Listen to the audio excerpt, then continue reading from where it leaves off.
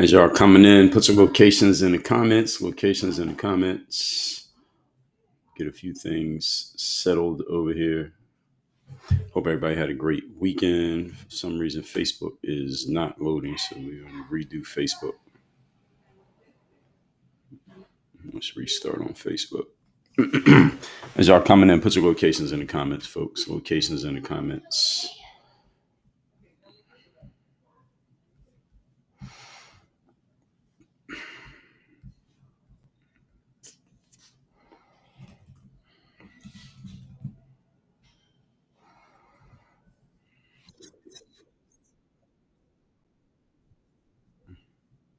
Was it live now? No, that's the other one.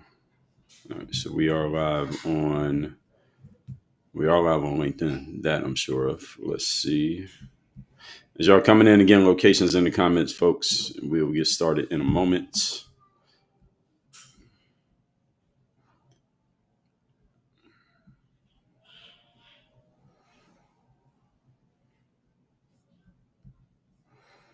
Let's see if we get Facebook started properly here.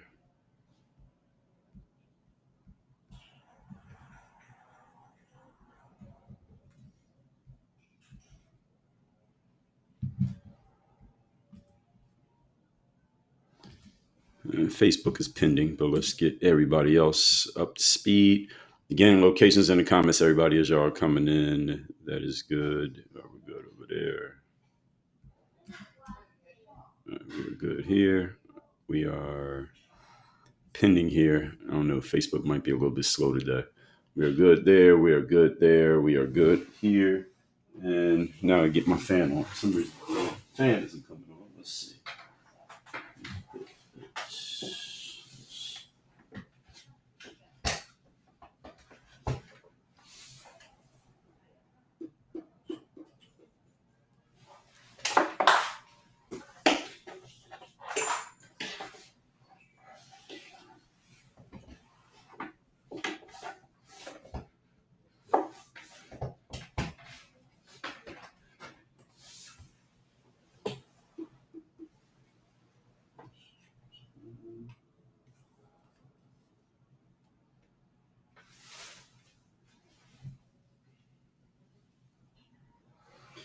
Put your locations in the comments, everybody. We're going to get started in a minute. Just checking on some things.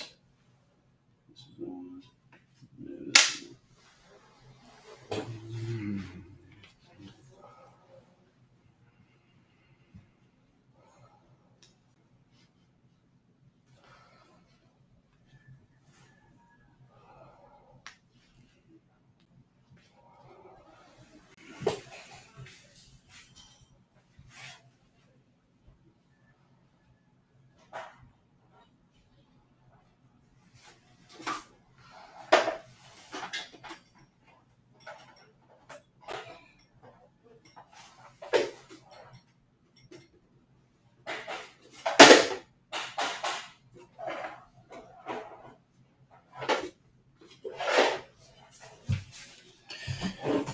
My fan is not working for some reason. They're going to have to send me a replacement. This fan is not that old. I don't know why it's not working. I was just using it a couple days ago. Now it's not working. But it's not that warm, at least not yet. So maybe we'll make it through without the fan. Again, shout yourselves out. Give me locations in the comments as we get started here. We are live on Rumble Studio. Good morning, Rumble. Live on YouTube. Good morning, YouTube. Live on X, allegedly. Let me check. We are live on X. Good morning. Live on. Are we live on Facebook? No, Facebook is giving us a hiccup this morning, so I don't know what's going on with Facebook. So we are. Facebook says it's live, but it is not showing on Facebook. Let me check on my end. See if I can see Facebook.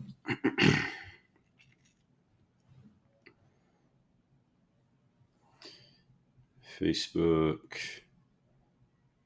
No, not live on Facebook. I don't know what's happening with Facebook. I restarted it and tried to do it again. It's still hiccuping. So I guess we're not going to be live on Facebook today. But Facebook is Work on Your Game University. For those of you who are Facebook users, most of the time we're live on Facebook. So if you use Facebook, Facebook/Work on Your Game University is where you can catch all my Facebook material. Those of you who are Facebook users, we are live on LinkedIn. My name on LinkedIn and X and Rumble and YouTube. LinkedIn, X, Rumble, YouTube is at Dre All Day. Good morning to those of y'all watching on LinkedIn. We're live on Instagram at Dre Baldwin. And I would keep the jacket button today, but since my fan's not working, I'm not going to. And we're live on TikTok. Work on your game. Good morning, everybody who is checking in. We started a little bit later than usual. I usually start at 8 o'clock for those of you who are watching this for the first time. Usually we start at 8 o'clock. Today we started a little bit later. Either way, the show continues as usual and as expected. The topic here today is Marjorie Taylor Greene. This past, I believe it was Friday night, this announcement came out that she was exiting from Congress. So she left Congress, and now that this fan is not working, I got to look it up and see how easily I can get this returned. Because they got to give me another fan now that this one's not working. Good morning, son. We put it back in the kitchen, but we have another chair over there, but you can't get to it right now. You want to sit down? No. Okay.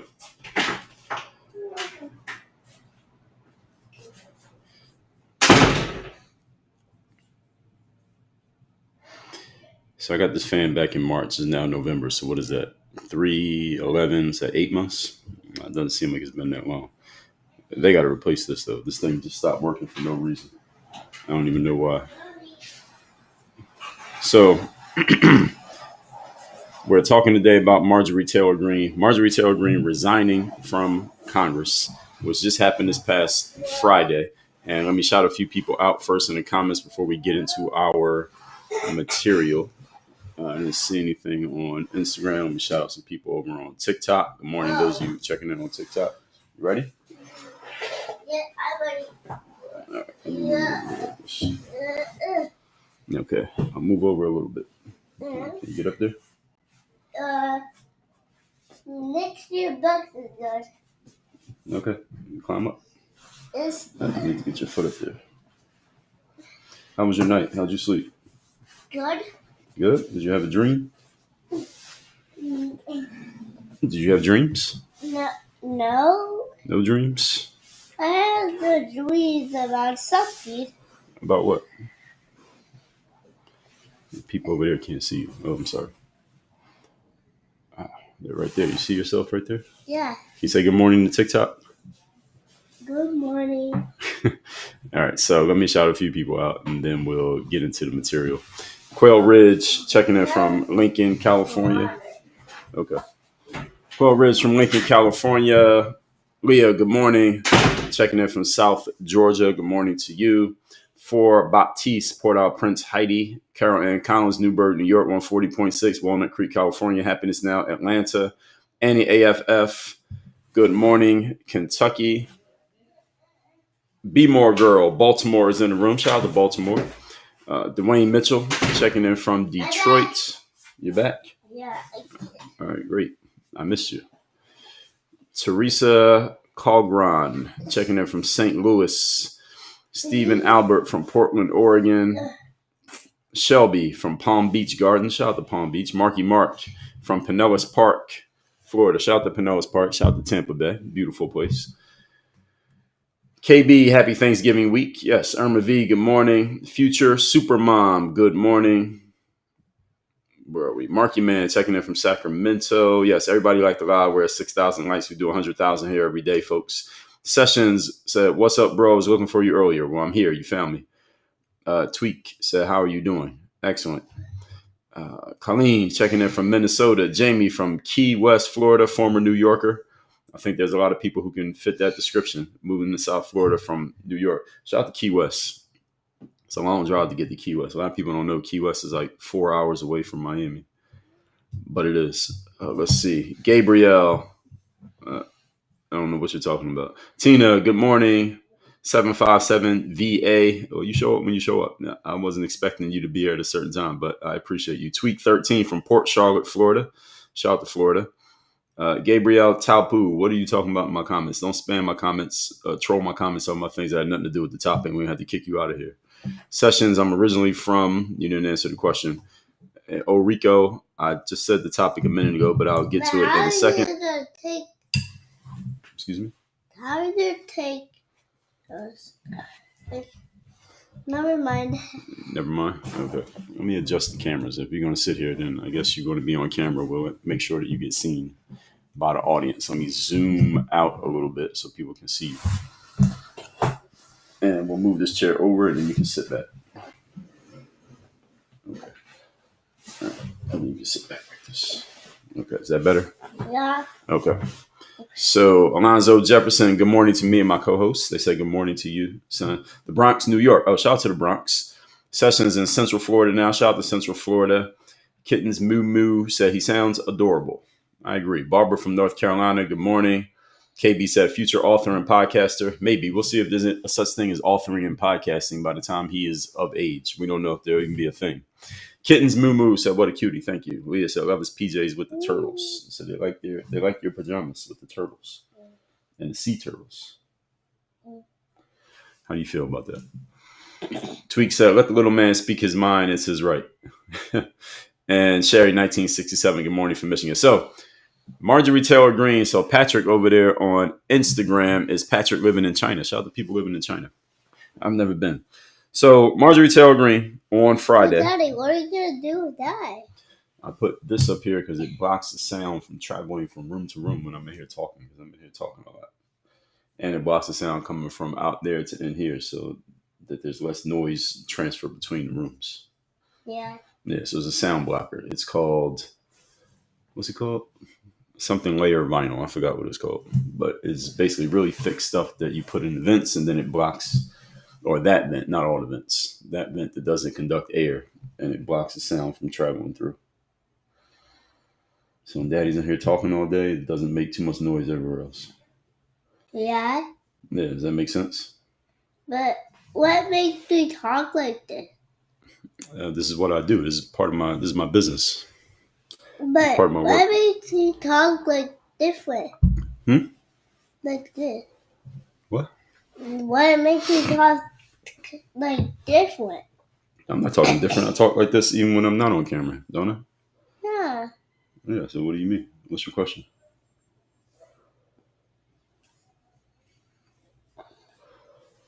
Okay, back to the subject. Marjorie Taylor Greene. This shocked Washington, D.C. on November 21st, which was 3 days ago, Friday. She announced that she's going to resign from Congress effective January 5th, which ends her career in the middle of the term. She's dropping out in the middle of her term, so somebody's going to take her spot January 5th. They're going to have to run a special election to get somebody to take her spot. This is right after. This is on the heels of her battle with President Trump and the Republican establishment, as you know that she challenged President Trump on something. She did criticize him in a way, but she really just challenged him on a certain thing. She put out this 10-minute video, resignation video. Did y'all see the video? Put yes or no in the comments, those of you who saw the video. How many of you saw the resignation video from Marjorie Taylor Greene? Did y'all see the video? Did y'all see the MTG resignation video? How many of you saw the video? Y'all should see the video. Y'all should go watch the video so y'all can see what she actually said. And she gave a pretty clear explanation of why she was leaving. Some people think there was some more nefarious reasons why she left, but I think it's pretty simple why she left.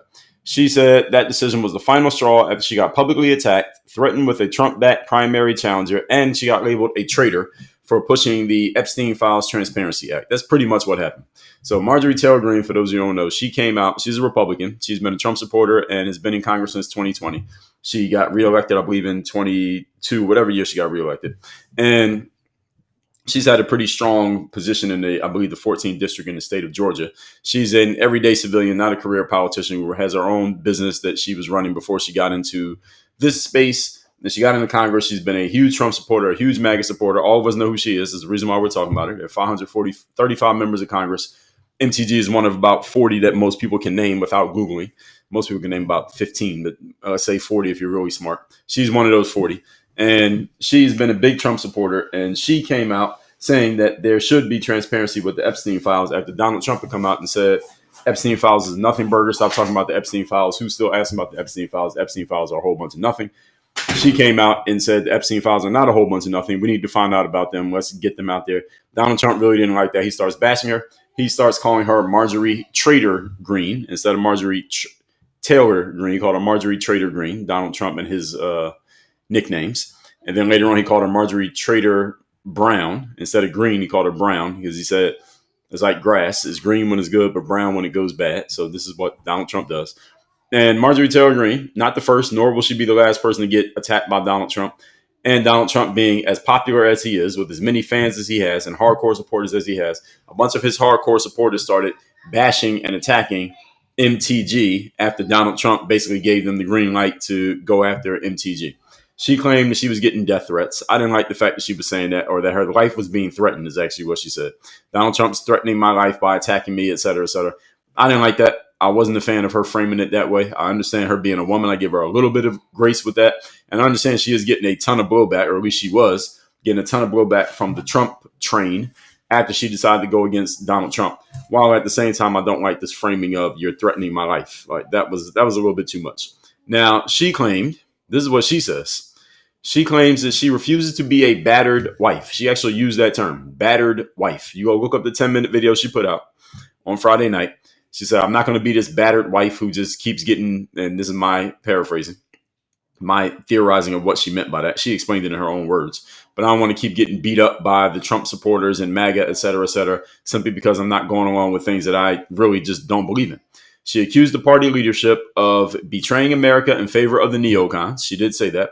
She also said they were favoring big pharma and big tech and foreign governments and elite donors. She predicted all of these things. And I mean, not predicted, but said all of these things. And she predicted that the Republicans are probably going to lose the 2026 midterms as a result of moral weakness and policy drift. Now, that last part, I agree with as of now. I wasn't quite sure. I wasn't quite sure they would lose the midterms. Actually, I've changed my mind on this as things go. And I changed my mind for a reason. I told you why my mind will change. When Donald Trump won in 2024, became president in 2025, and there was all the heat with Elon Musk and Doge and all that. Y'all remember that months ago? I said, well, right now, as it stands, the midterms are going to go in the favor of the Democrats because there's a lot of negative press going towards the Republicans for what they're doing. So the Democrats will win the midterms. Then things went along and they weren't as terrible as people thought they were going to be. I said, maybe the Republicans will hold on to this spot. That was by the spring and the summer. Then we got into late in the summer. Charlie Kirk gets shot. And I said, well, right now the Republicans have the momentum because the Democrats look crazy the way they responded to Charlie Kirk's death. So maybe the Republicans will hold on in the midterms. Then, less than 2 months later, there was a whole bunch of momentum going for the Democrats again. Zohran Mamdani wins in New York. The mayoral election in New York City. We know a Republican wasn't going to win that, but he ends up winning. There's a lot of momentum going in the opposite direction. I said, okay, right now, then it's going right back in the favor of the Democrats. And now with Marjorie Taylor Greene resigning, she is one of the most well-known members of Congress. She is a big MAGA supporter, and she's one of the reasons that Donald Trump has the support that he has in such a wide base. Her dropping out, combined with Donald Trump attacking her for saying just put the Epstein files out there, if Donald Trump, as many of you have repeatedly said, asserted, if there's nothing to hide in the Epstein files, why does Donald Trump not want the Epstein files to come out?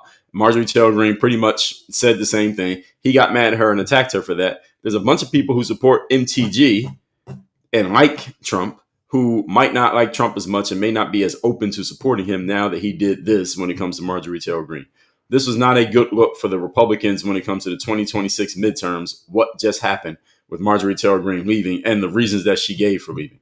Whether you think her reasons were what she said they are, or you think it was different. The fact that she's leaving and she's framing it as Donald Trump and his supporters are attacking me because I offered some common sense idea, such as put the Epstein files out and things like, let's actually be America first like we're supposed to be. And let's not support the neocons or big pharma or big tech or foreign governments or elite donors. Let's just support America and be America first the way Donald Trump said it was going to be when I supported him in the first place. And she's saying, I'm leaving because they're no longer doing that. There's a bunch of people who support her and listen to her who are going to hear that and say, damn it, that's exactly what's happening. I'm not sure I'll support the Republicans anymore. Maybe I'll vote Democrat in the 2026 midterms, and or maybe I won't vote at all in the 2026 midterms. And if the Democrats can get a bunch of people excited to vote, they can take over both sides of Congress in 2026. And I believe MTG resigning under the reasons that she claims she's resigning really hurts the Republicans when it comes to 2026. That's where I stand on it as far as what she said. And again, you also go listen to the video so you can hear exactly what she said. She laid it out pretty clearly.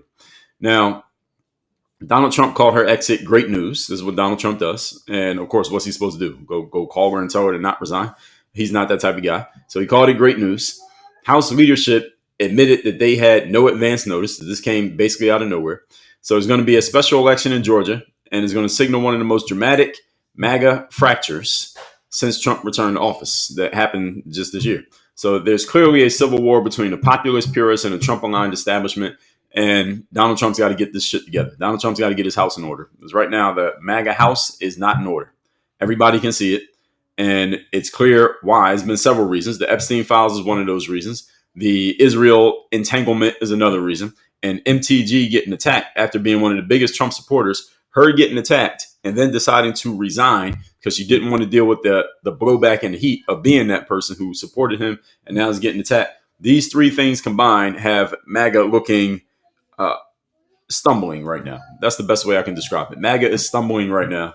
The Republicans under the Trump administration are stumbling right now, and they need to address this because that's the only way they're going to hold on to either side of Congress in the 2026 midterms. And we want to see who's going to replace her. And Donald Trump was saying he was going to back somebody to primary her for this 2026, which would have been around April or May of this year. So we're going to talk about all of that and a little bit more in today's stream.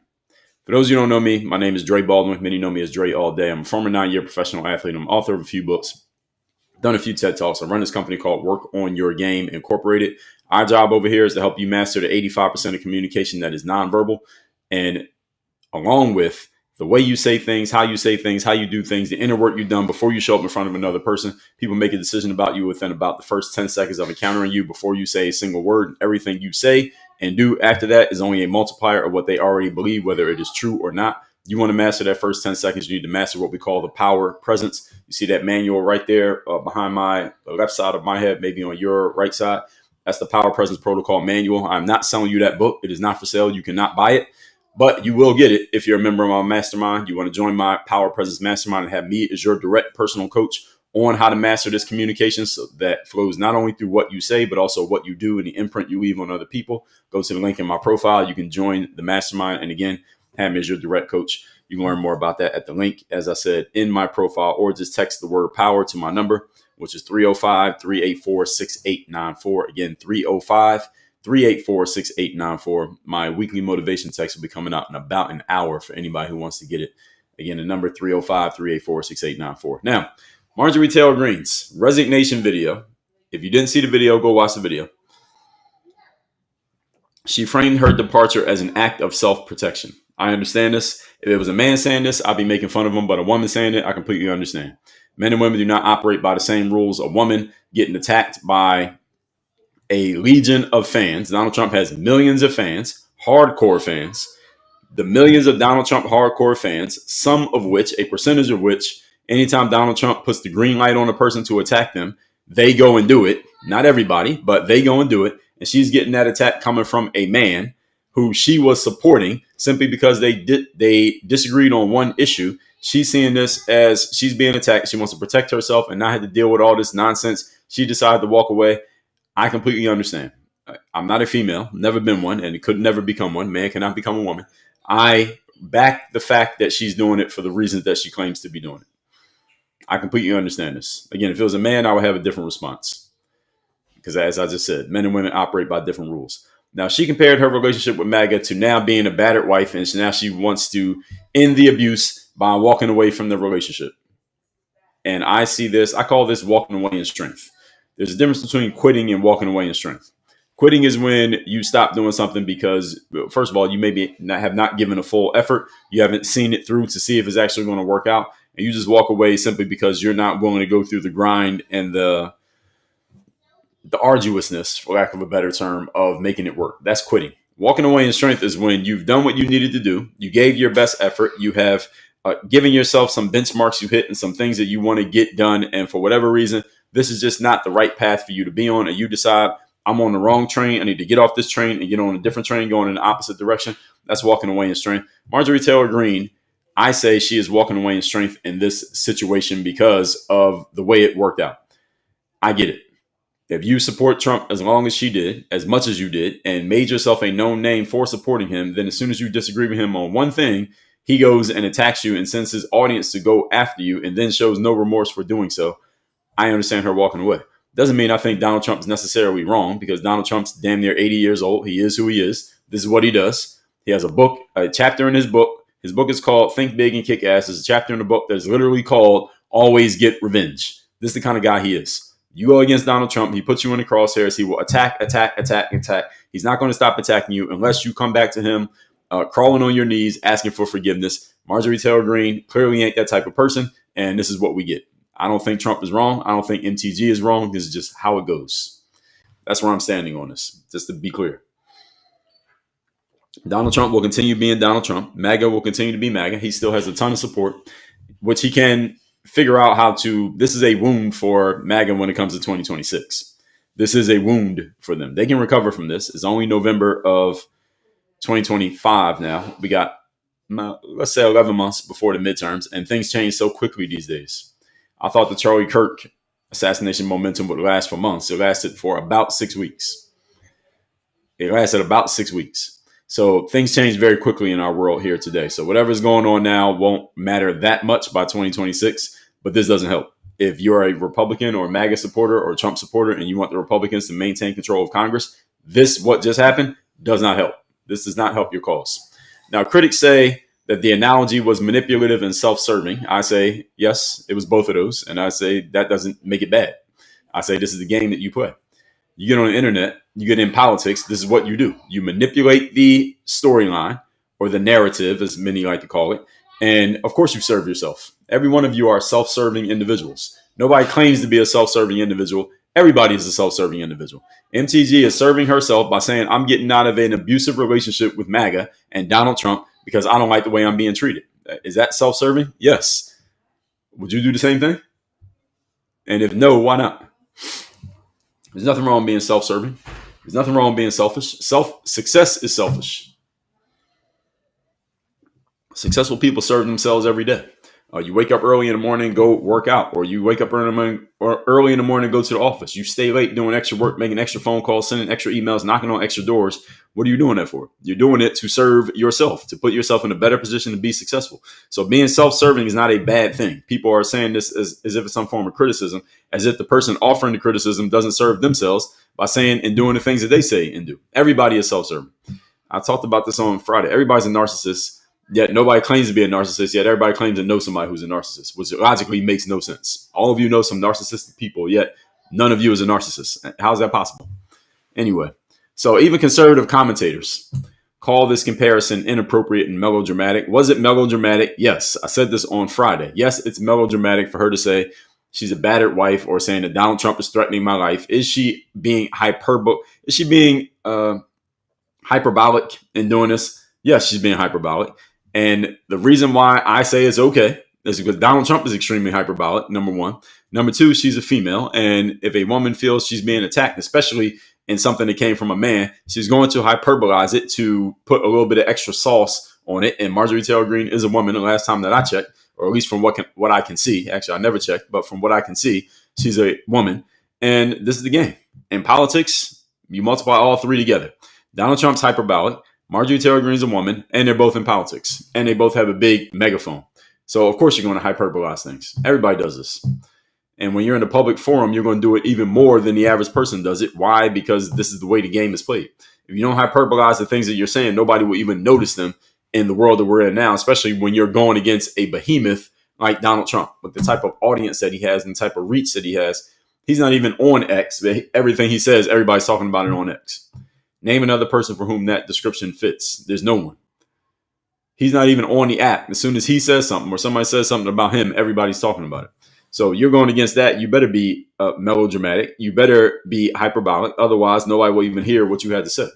Now, MTG's vote on the Epstein files was presented as the moral stand that triggered Trump's retaliation. Trump got mad because she's saying Epstein files, Epstein files, Epstein files. And she voted in favor of the Epstein files thing. And Donald Trump got really pissed off at her about that. And his frame is, hey, I'm the one who helped you become somebody. You didn't help me. I helped you. and this is the disagreement that the two of them have. Well, we're going to find out. Actually, we won't 100% find out because Donald Trump probably would have won election. He won in 2016. MTG wasn't even around. And in 2024, could he have still won without her? Probably. Now, is her absence going to hurt the Republicans in 2026? I believe it will. But if they lose, it's not just because of MTG. And if they win, it's not because she didn't matter. So we'll never actually know. But his frame is, I made you. Her frame is, I strongly supported you. They didn't actually have a direct conversation about this. This is just some theorizing that I'm doing.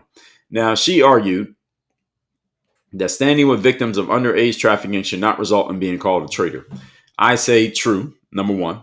Number two, I say, is she really standing with these victims of underage trafficking? Maybe. Maybe she is. I believe MTG has children. Does she have kids? Any of you know? I'm assuming she's married. She got two last names. So that doesn't have to mean she's married. I'm assuming she's married and has kids. Anybody can confirm that? She married with kids?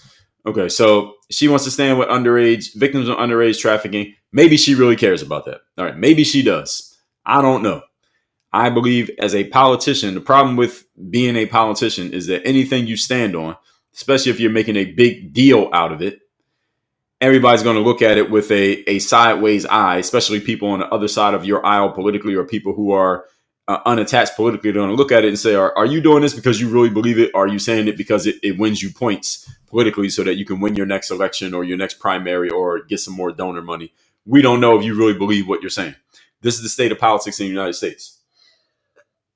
When a politician comes out and says something and making this big moral stand and this big show of this is the thing that I'm about, we don't know if they really believe it. They might just be talking shit because it's going to get them some cool points in the media or with voters or with somebody who they have to please, or they just want to look good and they don't actually believe any of the shit that they're saying. This is one of the downsides of being in politics. And MTG, I think she understands this, being that she's not a career politician. She's not this person who was in politics her whole life and then all of a sudden decided to got into Congress. She is a person who was doing other stuff that had nothing to do with politics, and then she got in the game. So because of that, for that reason alone, I say that I give a significant amount of credence to the things that she said as a politician because I know she doesn't need the political sphere to matter. Now, as far as being famous, she's famous through politics, but if she really if she needed politics to matter, then she wouldn't be resigning from Congress. She would just stay in, make amends with Donald Trump somehow, some way, or ride this wave of battle between her and Trump. She was on, what was she on? CNN. She was on The View. Not good looks for her. I didn't like the fact that she did that, but here she is resigning. But if politics were making her the way it does for some other people in Congress, let's just say somebody like Jasmine Crockett or AOC, then she would just stay in. But since politics doesn't make her, she has the power to walk away in strength. Whereas these other people, many of whom names you know, they can't walk away in strength because where are they walking? Where are they going? Walking away to what? Where are you going? MTG got something to go to. She has a family. She has children. She has her own business. She has her own money. And we're going to get to that in a minute because a lot of people were trying to throw out these false claims that, she just made her money from insider trading in Congress and that's the way her net worth went up and her money went up. We're going to get to that. Don't worry. It is not lost on me, that argument that a lot of people are making. But she can walk away. Not everybody in politics can walk away. And this is one of the issues when it comes to the whole Epstein thing. A lot of people who are saying put out the Epstein files are making this claim that, hey, well, we need to protect people who are victims of underage trafficking and we need to bring to justice people who are guilty of underage trafficking. The problem is that if you really cared about those people, we would have been talking about this long before people made it a Donald Trump issue. The Epstein files is a Donald Trump issue. It's not an underage victims issue. It's not a sex trafficking issue. It's not even a Jeff Epstein issue. He's dead. It's a Donald Trump issue. People are only making an issue out of it because they think it's going to somehow, some way make Donald Trump look bad or they want to, quote unquote, hold him accountable. That's the only reason anybody's talking about it. Nobody. Most of you who are listening to this right now, even if you're not a Donald Trump fan and you want to see the files get released, very few of you really care. And again, you can say whatever you want on the internet. Very few of you really care about these alleged victims of trafficking because many of them have already been paid off. They already signed non-disclosure agreements. That's the reason why they can't talk. You want to know why the surviving victims who are out there these days can't do interviews and just say it was him, and him. And they can't just give you names because they're the ones who are being trafficked, right? They're the ones who got abused. Why can't they just say who did it? You know why they can't say it? Because they signed NDAs, non-disclosure agreements. They're not allowed to speak. So that's the reason why, or they're allowed to speak, but they're not allowed to say certain things. They have to get the money back, and they ain't giving the money back. So the Epstein file release thing is all about witch hunting Donald Trump in some way, try to make him look bad. That's all this is about. And when the files come out, I've already said this 50 times this year, the files are going to come out. It's not going to be anything interesting in them. And people are going to say, well, they just scrubbed the files, and the whole charade will just continue with a different storyline. That's what's going to happen. So y'all can bet money on that one if you want to. Now, her saying she cared about standing with these victims of underage trafficking. Again, I don't know. MTG is not some dummy. She was a regular civilian who became a politician, yet and still she is still a civilian. She is still a woman, and no human being is completely inoculated from leveraging emotion as a talking point, as a leverage point to make themselves look good. MTG is not. She's not somebody who could not possibly fall victim to this. So how much do I believe her? I'll give her a 51-49. That's what I give her on this. Do I really think she believes that? I don't know. But I'll say 51-49. She probably does. Now, Donald Trump saw her crusade as politically dangerous and disloyal. And is he right? Yes, he's right. So again, those of you who want me to pick a side here, there's no side to pick. The side is logic and objectivity is the side that I'm on. So any of you wondering, is this guy a Trump supporter? Is he a MAGA? Is he a Republican? Is he a Democrat? Is he a liberal? Is he conservative? I'm none of the above. I reject all of those labels. I have no affiliations to any political party. If any of them has ever paid me any money, tell me where they sent the check because I ain't get it. Donald Trump says this is politically dangerous and is disloyal, and Donald Trump is right on both points. He's right on both.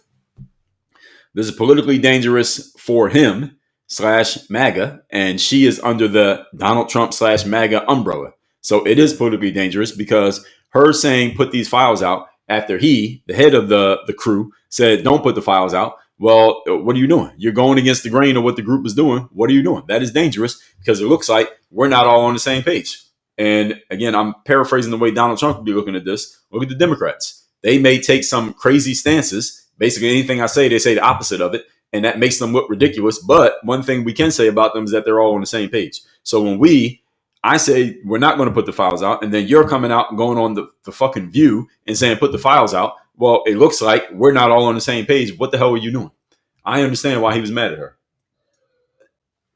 I understand why he was attacking her. She's going against the grain. She's not being a team player.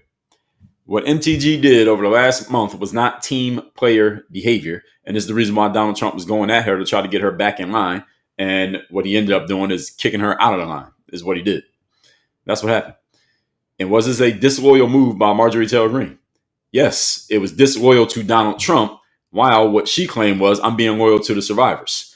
I think she was just being loyal to either her personal character, if this is what she's really standing on, or making sure that it's not on her record that she didn't support the release of the Epstein files, or maybe some other reason that we don't know. But was it disloyal to Donald Trump? Yes, it was. But at the same time, it was loyal to what MTG cared about. So this is sometimes different people's agendas clashed with each other. That's what happened. Donald Trump's agenda and MTG's agenda clashed with each other, and this is what we get. It doesn't make either one of them right or wrong.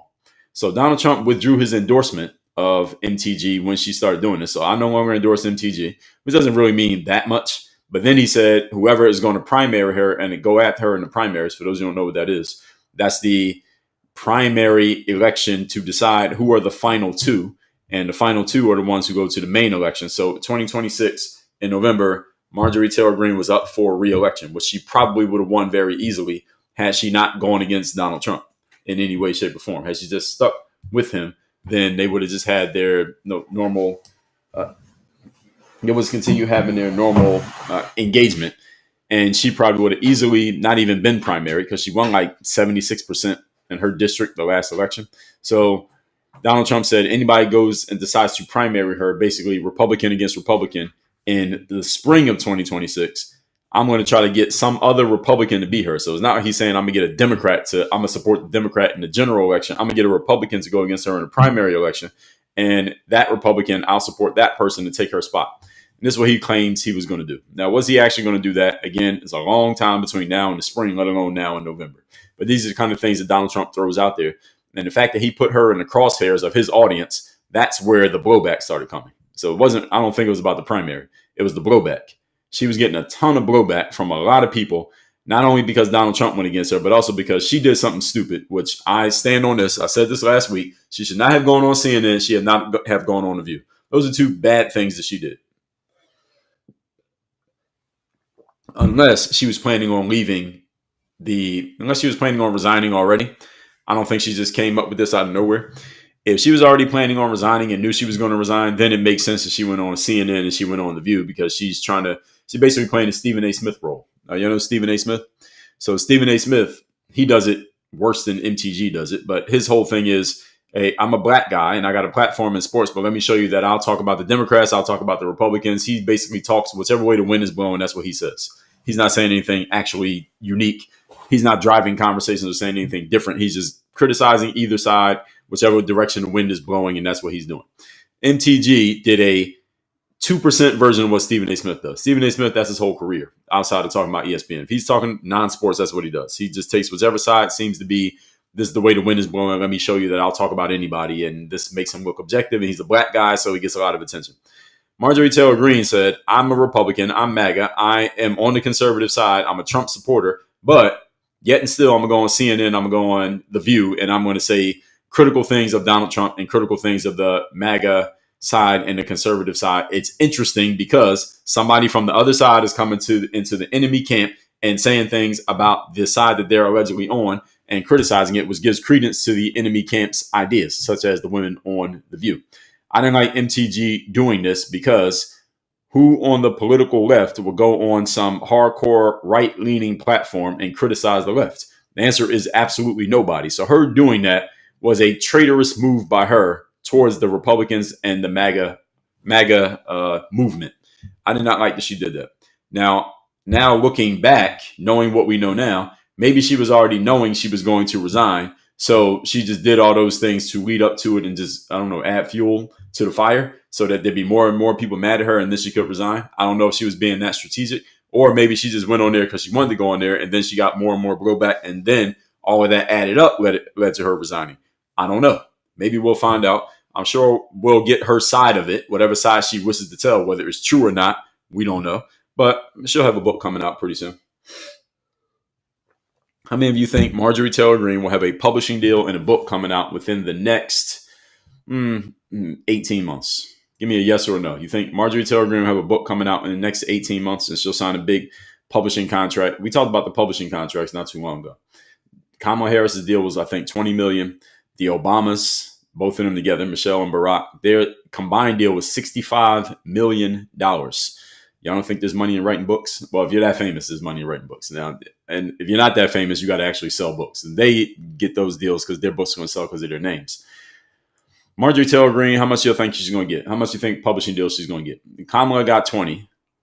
And John Bolton, how much was his deal?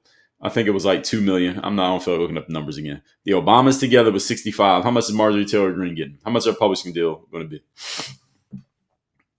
Somebody throw out a number.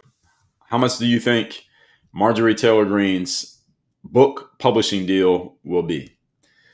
So I see Nathan said 20. I think 20 is a bit high. 20 is what Kamala got. She's not Kamala. Somebody said, I hope none. Well, it's going to be more than none. I promise you that. A couple of you saying 2 million. I think that's too conservative. No pun intended. 15 million, 2 million, 58 million, 5 million. I think it's in the 5 million range. Y'all like the 5 million range. Fifth Element said about 5 million. Tina said 5K. Yeah, right. And she's going to get 5K to walk into the office and have a conversation. I think she's in the 5 to 8 million range. Actually, maybe 10. She might get closer to 10. Marjorie Taylor Greene's a business person. I think she might get closer to 10 if she negotiates properly. If she goes and starts a podcast, or she gets her own TV show on Fox or CNN or something like that, I think she can possibly ambitiously get 10 million for her book deal.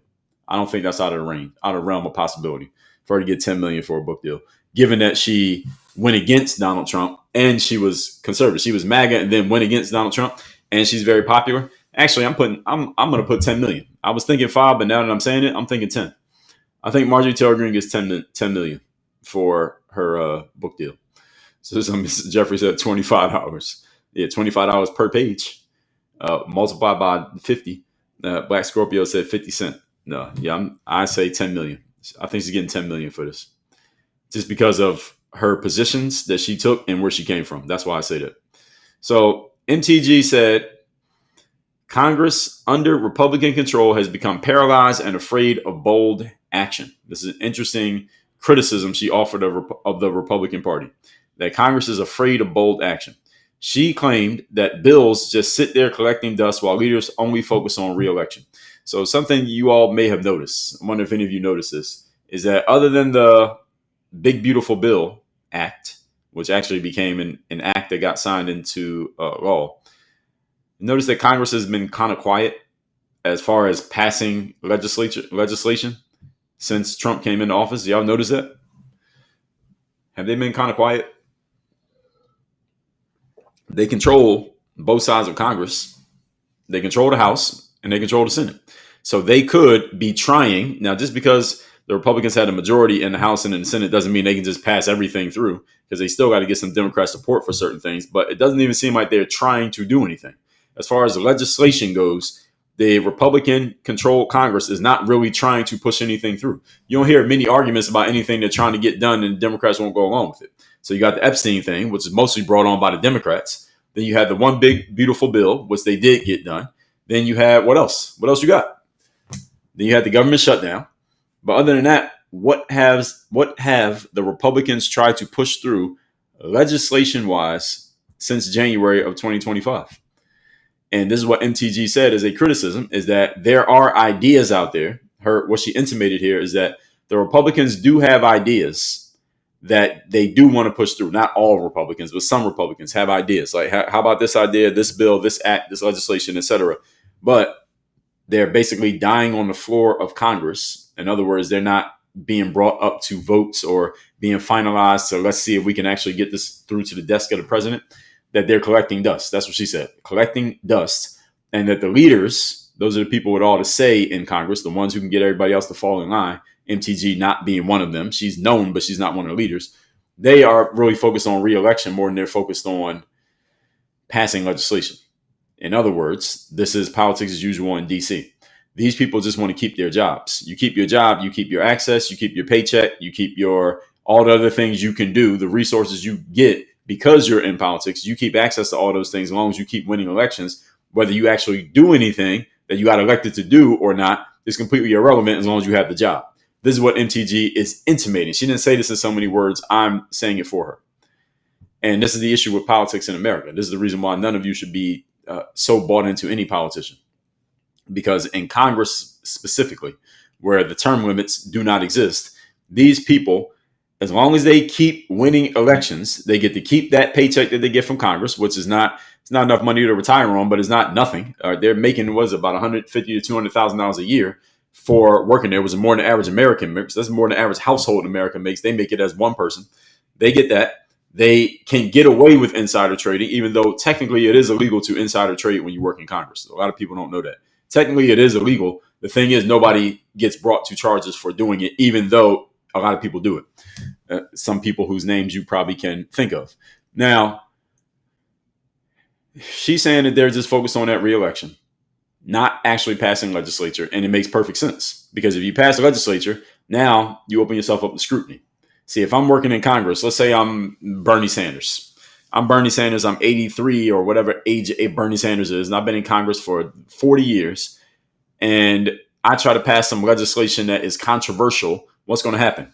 My opponents in Congress are going to talk bad about me. The news is going to pick it up and talk bad about me. The president might pick it up and talk bad about me. Now the civilians are going to see it and talk bad about me. Now I'm worried about winning my next election, because now I got all this negative attention around me, even though I'm trying to do the right thing by getting this legislation passed. If, on the other hand, I don't try to pass any legislation, and I just sit in Congress quietly and kind of just let slow walk things and let nothing happen, and I just stay as the name that you know and just pretty calm and steady, and I don't do anything to rock the boat. Well, guess what? I win my next election and my next one and my next one. So all those years keep adding up. Bernie Sanders, Nancy Pelosi, and I got all this money, Chuck Schumer, Lindsey Graham, all this money is coming in from doing my job. All the money comes in from, I get to do speaking gigs. I get book deals. I have access to all these people. I can insider trade if I want to and get away with it. And why would I put any of that at risk by trying to do actual work?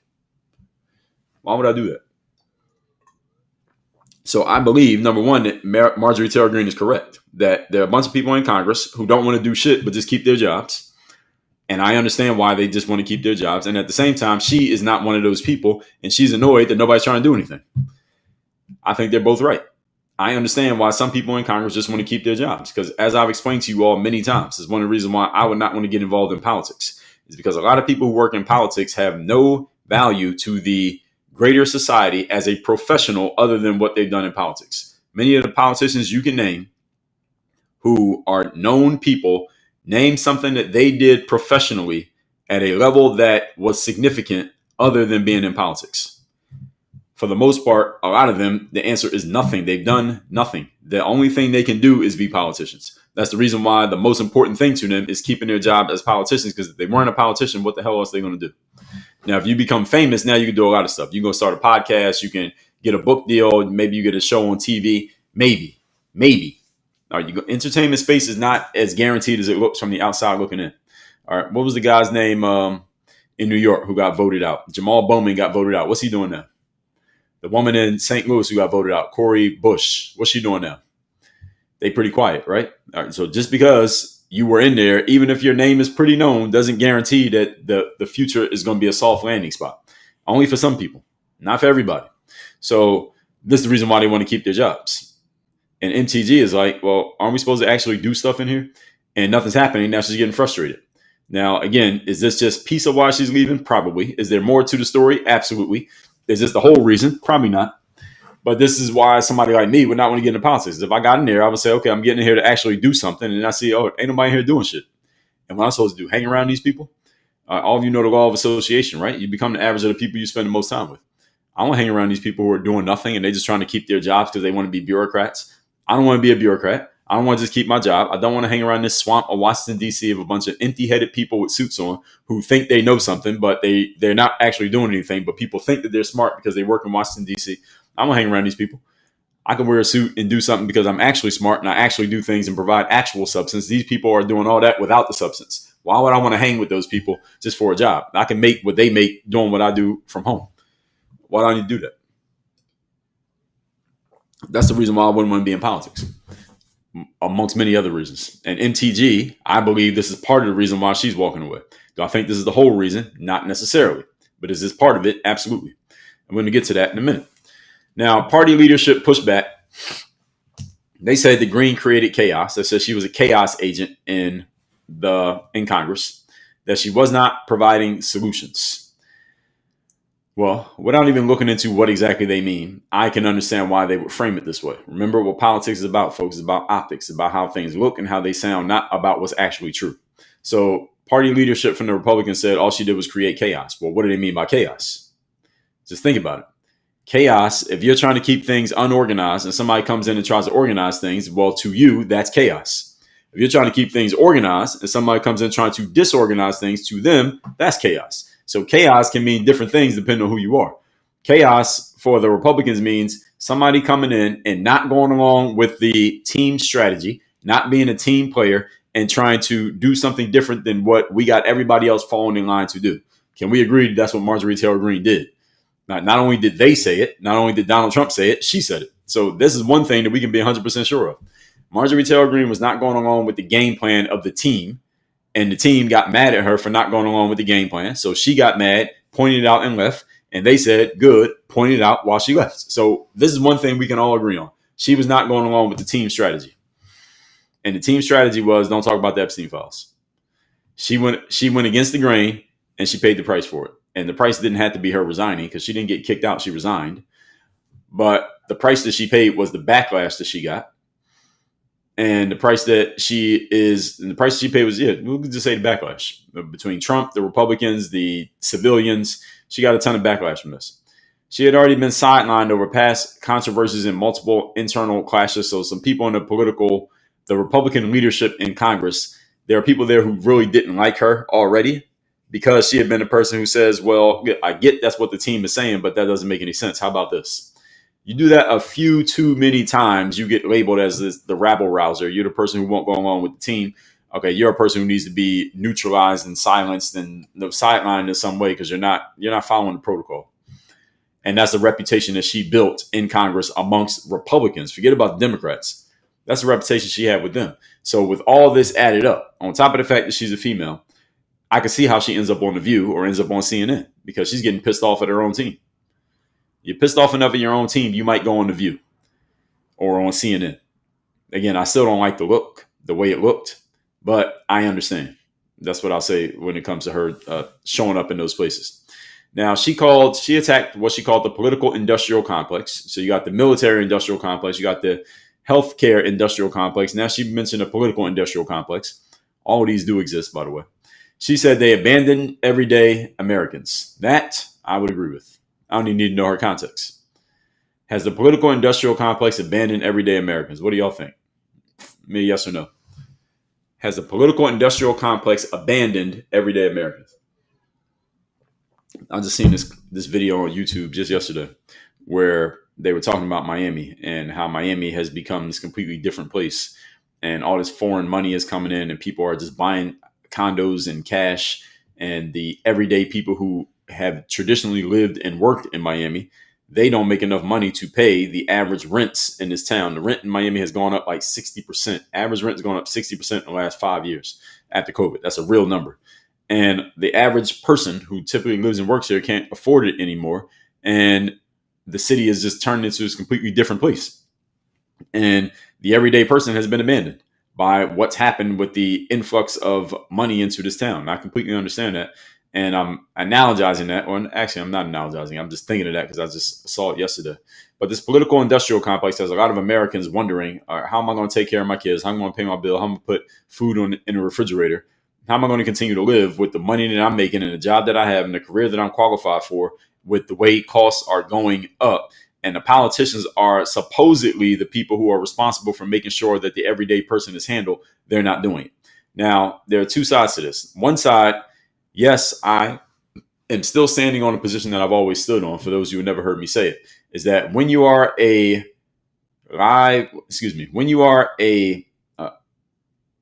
adult who is responsible for food, clothing, shelter for yourself and or others, you should not be looking at, depending on, or hoping for the government to do anything for you. And if they do, it's gravy. But if they don't, so what? I still stand on that position. While at the same time, I will say the following, that the United States government was designed to be by the people and for the people, or for the people and by the people. That's the way the framers created the government. It was supposed to be by the people and for the people. So if the government is doing anything, it should be doing something to help the people.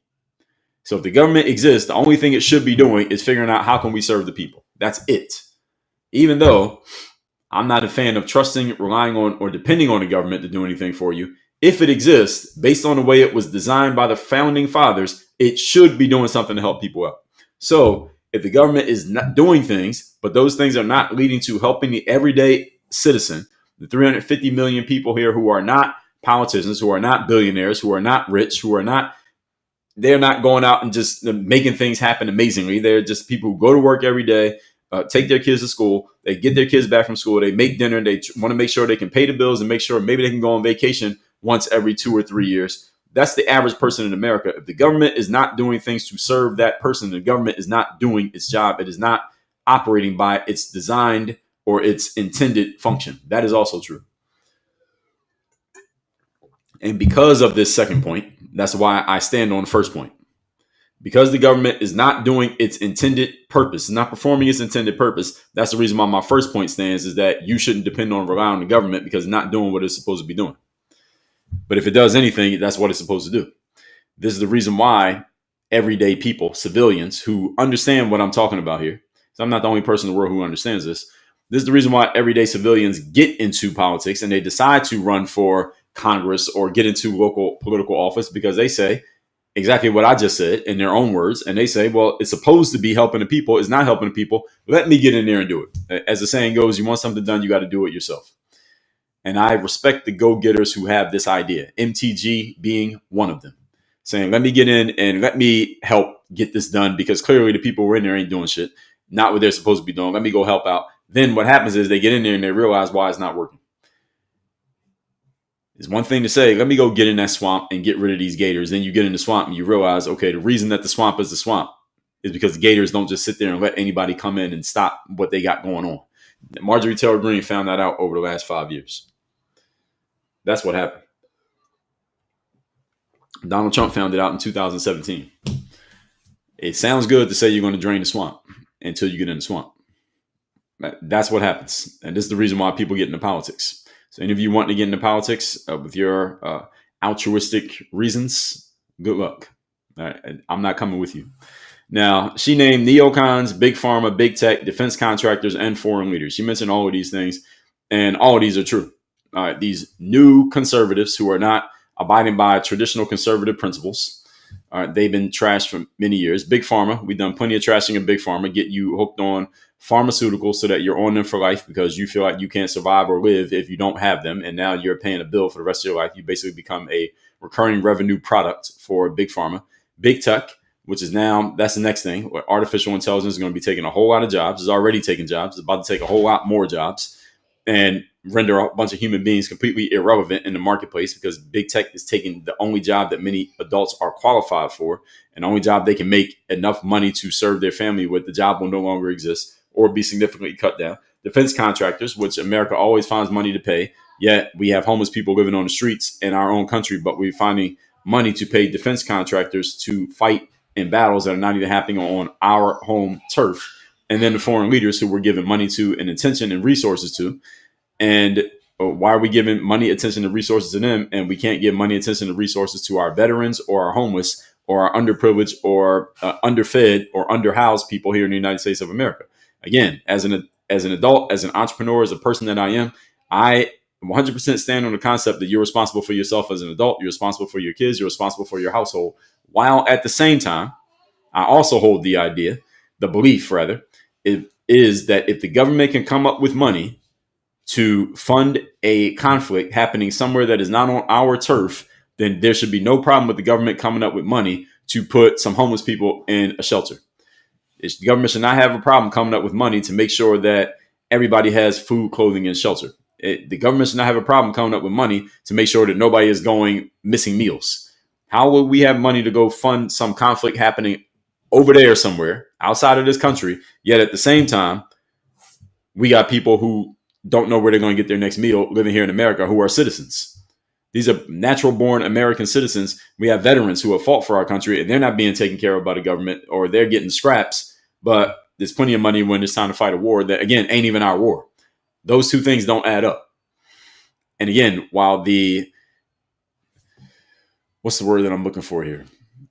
The practical thinker in me, for lack of a better term, there's another word I'm looking for that's escaping me, but when the practical thinker in me looks at this, I say, hey, this is how it is. This is how it is. Don't look at the government to serve you or feed you or take care of you or clothe you or to house you. I do believe that. And that the government finds money for what it wants to find money for. And if you want money, you just need to go find where the money is going and stand in that stream so you can get the money. The other side of me, if I was the political side of me, says, hey, this doesn't add up. This doesn't make any sense. And I understand why the MTGs of the world and the Donald Trump of the world decide to get into politics for the right reasons, because they say, at least according to what they say, they're not doing it right. Let me go in there and do it. Let me go in there and show them how to do it right. It's only when they get in there, they realize that doing it right has a cost. Donald Trump has paid that cost. MTG is paying the cost right now. Everybody get what I'm saying? No, not realistic. This is the pragmatist is the word I'm looking for. The pragmatist in me says, no, I'm not expecting the government to pay for anything. Yes, they give a lot of money to defense contractors. I have coaching clients and consulting clients who work in the defense industry, and the money's always there. I understand, right? The game is the game. That's what the pragmatist in me says. The game is the game. So when I say the game is the game, that means, yes, this is fucked up. That's not right. This is not how it's supposed to go. This is a little bit nefarious. And you know what? That's how it is. So what you need to do is to adjust to how it is instead of complaining about how it isn't. That's the pragmatist in me. If you listen to me on a daily basis and listen to me talk enough, that's mostly what you're going to hear from me. 80%, 85% of how I talk is that. That's the pragmatist. All right, this is what it is. Let's figure out how to make it work, knowing that it is what it is. Y'all got it? But the other 15% of me says, okay, if I was to take the pragmatist hat off and let's just talk about this in a by the people, for the people way, which is what this government is supposed to be. The government is failing the American citizen. That is a fact. It's not a fact, but it is a fact. Now, when I say it's a fact, what I mean is I'm not open to anybody telling me that that's not true. Technically, it's an opinion, but it's a fact. Y'all get what I'm saying? This government is failing the everyday person. It's failing the American person. The main reason being, we have resources for other countries. How can we have resources for somebody else when we have resources for ourselves? It makes no sense. Now, continuing. Many see this as branding for future political ambitions, that she may want to do other things in the future, that this may be a launch platform more than it's a goodbye. Maybe it is, and she has a right to that. So here's the pragmatist coming back. Okay, again, most of what I talk about here is just straight pragmatism. Could she be launching a future career doing other things in politics? Maybe she's going to run for, maybe she'll run for Senate. She was in Congress. Maybe she'll run for Senate. Maybe she'll run for president. Maybe she'll start her own platform. Maybe she'll start a podcast. Maybe she'll go get a book deal. Maybe she'll go get a TV show. She's getting a book deal. That's guaranteed. The book deal is guaranteed. Whether she runs for Senate or president, we don't know. Is she going to go start a podcast? I don't know. Is she going to go get a TV show? I don't know. But is she getting a book deal? Guaranteed she's getting a book deal. 10 million. My number is 10 million. When she gets the book deal, we'll talk about it. So some people say it's a launch platform. I say, so if she wants to use it as a launch platform, so what? She did win the election. She won elections to get voted into Congress. She got voted in. So the people went and voted and she won. And she won pretty handily when she ran. And she got into Congress and she made her name known by standing on the Trump Square, when standing on the Trump Square was not a very popular thing to do. So she stood on that Trump Square for a long time. People who weren't standing on the Trump Square, people who started standing on the Trump Square in 2024 after he won, not respect to those people who did that, but there was a lot of heat to be taken standing on the Trump Square between 2016 and 2024. When he was taking all that lawfare in 2024, even before the lawfare, let's say up to 2023, because when the lawfare hit, it started to look ridiculous. That's when people said, wait, something ain't right about this. Between 2016 and 2023, or let's say 2015, when Trump announced, that 8 years, there was a lot of heat that came with standing in that Trump Square. She stood in that square. And she won her elections while standing in that square. And she made her name known standing in that square. So because of all that, if she wants to use her platform that she has built and earned to launch something else in her future, she has every right to do that. She didn't cheat her way to the spot. She stood in that square when there was a lot of heat. So I have no problem with her using this if she wants to use it in the future. Now, MTG says she never changed from her original America First message, that she's always stood on that. I agree with that. She's been America first. She is America first. She is the homegrown, she's from the state of Georgia and just an American civilian. She said her votes on guns, abortion, border security, and the virus policies have all been on the up and up. Check her record. Basically said, check my stats. All right, check my resume is what she said. And there's no argument to that. She's been pretty much on point with all of these things. She said Donald Trump and MAGA drifted toward establishment priorities. And I think this is a legitimate criticism of the MAGA movement, that they have drifted towards establishment priorities. We just talked about this last week when the conversation was, is MAGA ending? Is MAGA dying? After the deal of Donald Trump writing that letter to try to get Bibi Netanyahu pardoned in the trial. What the hell does that have to do with anything happening in America? The answer is nothing. It has nothing to do with it. She said the movement now serves elites and donors. It does not serve the base. This is eventually what happens, folks. It's called drift. It's called drift. Any of you work in project management? Any of you ever done any project-based work, consulting project work? If you work in project management, they call this scope creep. This is a version of scope creep. MAGA has suffered from scope creep. What is scope creep? For those who don't know what it is when you're a consultant, let's say, you're a project manager, you got a team of people, and y'all are going to work on a project that's supposed to do ABC. So the project is supposed to be, okay, y'all going to build this table. All right, so you build the table, and then in the process of building the table, it's going to take 6 months. This is how much you're going to get paid. So in the process of building the table, now the client comes to you and says, okay, in addition to building the table, we want you to sand the floors.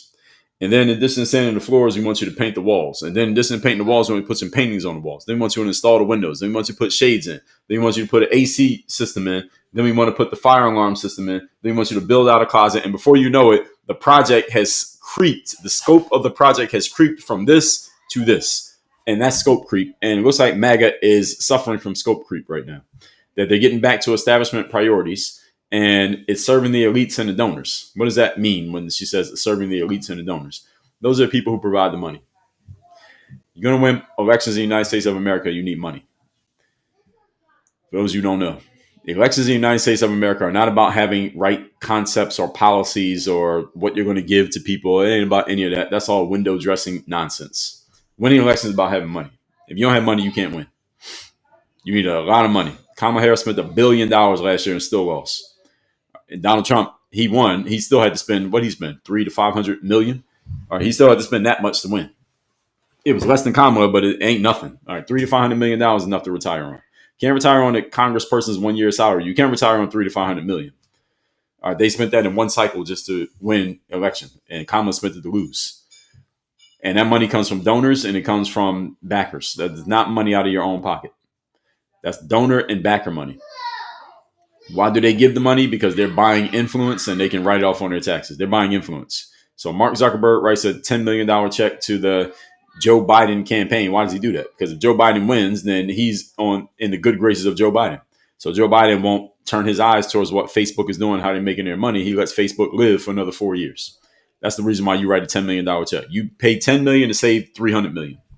That's the reason why big money people or big money entities will spend money donating to campaigns. And then they do it on the left. Then the people on the right say, well, we got to do it. And then everybody starts doing it. It becomes this arms race of who can collect the most money. Good place to work if you can get yourself in that stream of money. Because now there's a lot of money getting thrown around. You can just catch some of it. You're good. You see what I'm saying? That's the pragmatism in me. Now, then you got the Bernie Sanders idea. The Bernie Sanders concept is, well, there shouldn't be any money in elections. How about everybody just run and no money can be spent? Or there needs to be a cap on how much money you can spend. All right, both sides can spend $100 million, but nobody can spend more than that. The issue is when you write laws about that, there are so many loopholes you can get around it. There are already laws about it, but there's so many loopholes you can go around it, and people always find ways around it. With the right amount of money, you can pretty much circumvent any law or rule that you want to. Which is, again, why MTG is saying what she's saying. She didn't say this. I'm saying it. Is that the movement is now serving elites and donors because for the right amount of money, you can pretty much make anything happen. In a capitalistic society, this is always true. It has always been true and is still true. I will say it again. In a capitalistic society, with the right amount of money, you can circumvent any rule, any law, and you can pretty much make anything happen for or by any person with the right amount of money. There's nothing you can't do with the right amount of money in a capitalistic society. And the United States of America is a capitalistic society. With the right amount of money, you could do anything. And MTG is saying that the MAGA movement is now serving the money more than it's serving the concept of the movement, which is America first, make America great again, secure our borders, make sure the everyday person is taken care of. That MAGA has seemingly forgotten about that and is now focused on the money. That's what she's intimating. She didn't say this in so many words. I'm saying it. And I understand what she's saying. And looking at the landscape right now, there's a strong argument in support of what she's saying or what I'm extrapolating from what she said. Everyday person is concerned about how am I going to pay my bills? How am I going to buy enough food from the grocery store to feed myself and my kids? How am I going to put my kids in daycare? How am I going to put gas in my car? This is a legitimate question that people are asking right now every single day. And if you're working in politics, you are ostensibly the person who is supposed to be answering this question. MTG is saying, from my position in politics, I can't answer the question. And I'm frustrated that I can't answer the question because my peers don't seem to be interested in answering the fucking question. I understand her. And she's not wrong. This is the reason why I wouldn't want to get in politics, because all it would do is get me annoyed if I get in there and I start noticing what MTG is intimating. And this is something that I've always believed even before she said it. I've said this many times. Those of you watch these lives, I talk about this all the time. They're not in the business of helping you. They're in the business of helping themselves. Have you heard me say that before? Give me a yes in the comments if you ever heard me say that. And politicians in the United States, specifically Congress people, their main priority is winning elections and keeping their jobs. How many of you ever heard me say that before today? Put yes in the comments if you ever heard me say that before. Okay, just want to be sure. I know I've said that before. All Marjorie Taylor Greene did on Friday was reiterate what I've been telling y'all for years.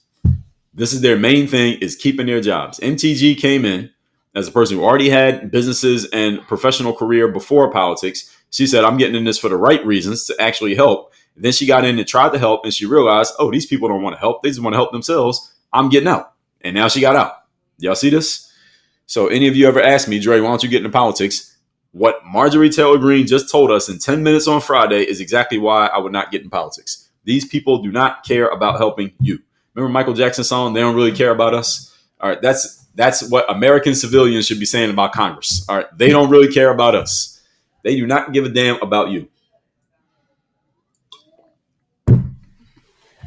Their job is keeping their jobs. And whatever they got to tell you or pretend to care about to keep their jobs, they'll tell you or they'll pretend to care about. Just for long enough to win the election. Then they go right back to doing what they want to do. That's what MTG is telling you. She didn't say this in so many words. I'm saying it for her. Because I've been saying this before. This is just more evidence supporting that position. Now, she predicted that Republicans are going to lose the 2026 midterms if they stay on their current path. As of today and Friday, still today, she's right. As of today, she's right. Now, again, as I told y'all, the news cycle moves so quickly these days that we have no idea what the temperature is going to be in October of next year. And that's pretty much when it's going to determine who's going to win the midterms. A lot of things can change. But if the midterms were today, the Republicans are losing easily. It will be a blue wave.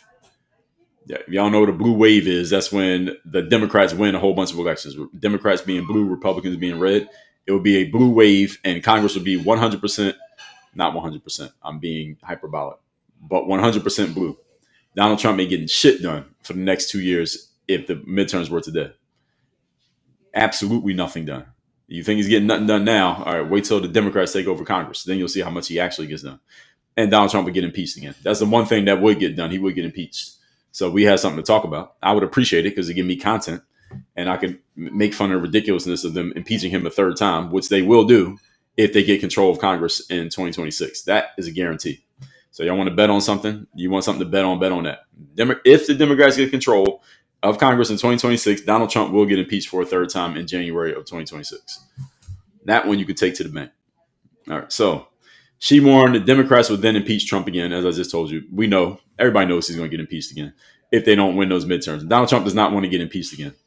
So he needs to win these midterms. So, and also he doesn't want to go out as, hey, you did so bad in the first 2 years of your second term that the American people chose the Democrats for the second 2 years of your second term. That makes him look bad.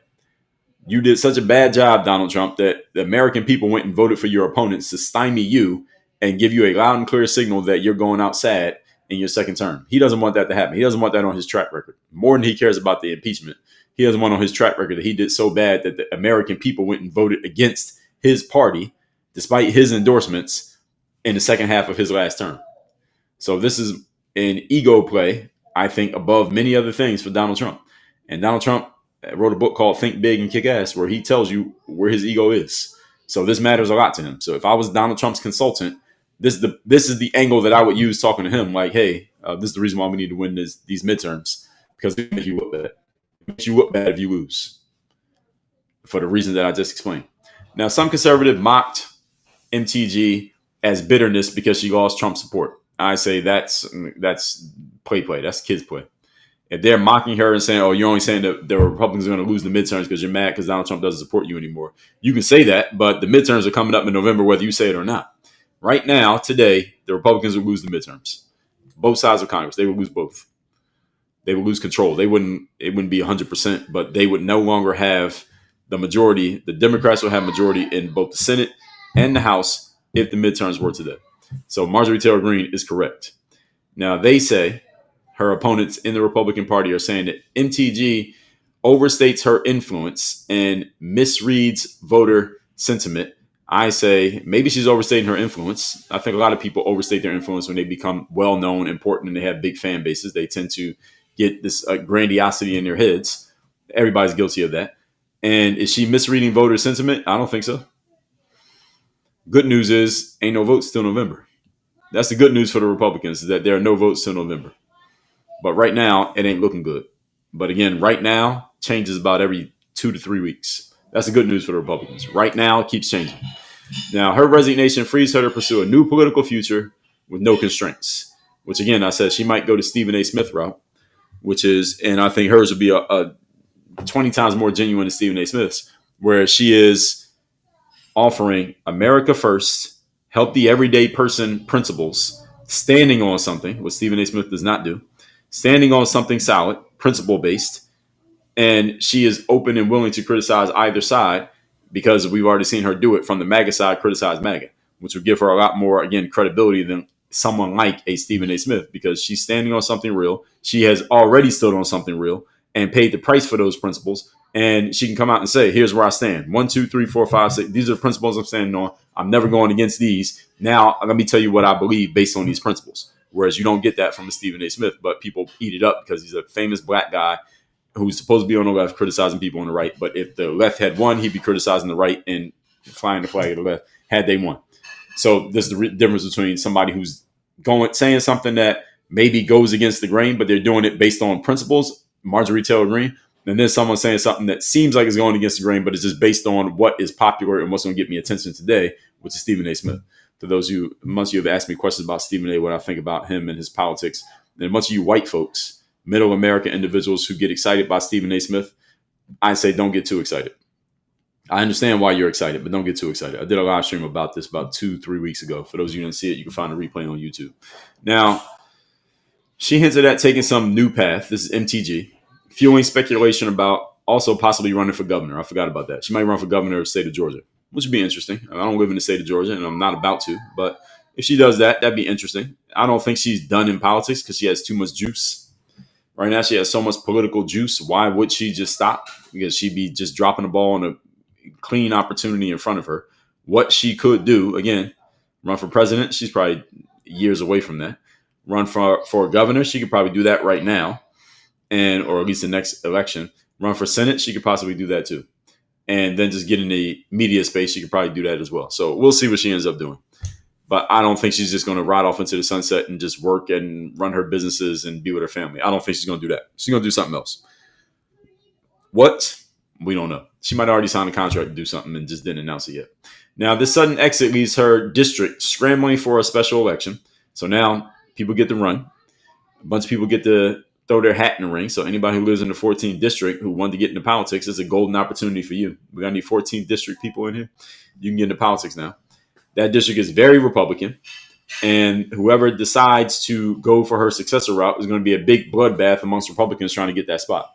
Whoever goes for it. I'm sure there's going to be more than one. So that battle, they're going to get into Congress. So this is a chance for any of you who want to be a congressperson. This is your shot. This is your time to shine. Now, Epstein survivors publicly supported MTG's transparency push, her push for the Epstein files thing, because not a lot of Republicans were backing it, especially publicly. And a bunch of them signed a statement backing her efforts. I say, who the hell cares of them signing a statement? I really don't care. Most people don't care about the survivors of Epstein. They don't. I know a lot of people make the show as if they do. Most people do not. And Trump allies framed her as unstable, jealous, and attention-seeking. Is she unstable? I don't think so. I think she's very stable. Is she jealous? Jealous of who and what?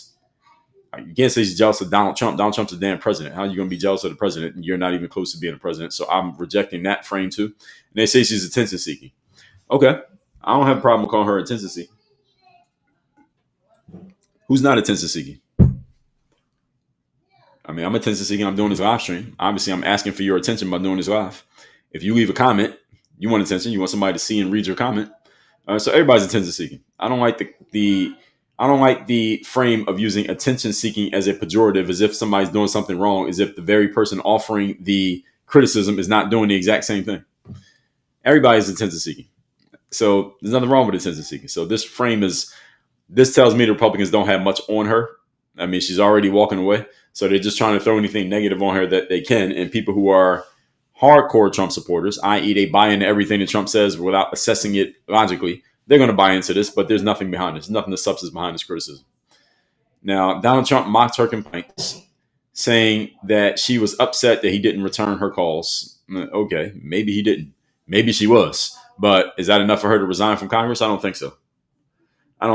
And being that she's one of the biggest platforms, one of the biggest megaphones, and given that she comes from a different comes from the background that she comes from, also the fact that she's a woman, also the fact that she is a regular civilian turned politician. This was a big support that Donald Trump had. And not to mention the state of Georgia was heavily contested in 2020. Lest we forget, President Trump. State of Georgia was heavily contested in 2020. That RICO charge Donald Trump got in 2024, the lawfare, was over the state of Georgia. Marjorie Taylor Greene comes from the state of Georgia.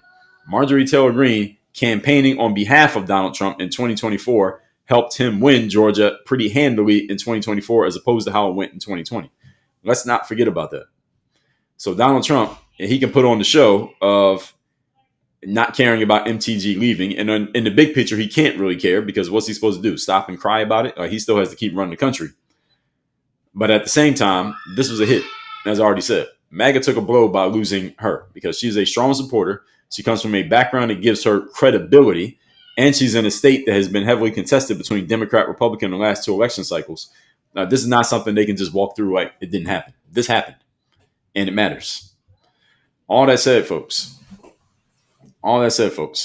let's get into some commentary. I do need to take a quick restroom break. So y'all give me 90 seconds. I'll run to the restroom. Then we'll get into the commentary. We are going overtime today because I started late. So we'll go overtime.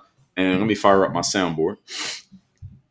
Nobody's heard any sounds from the soundboard yet today. But when we come back, then I'll get to use the sounds from my soundboard because I'm sure there's going to be somebody who wants a slice of strawberry cheesecake. And maybe we'll get a few ad hominems. Like a personal attack or something? And have some more chicken. Have some more pie. It doesn't matter if it's boiled or fried.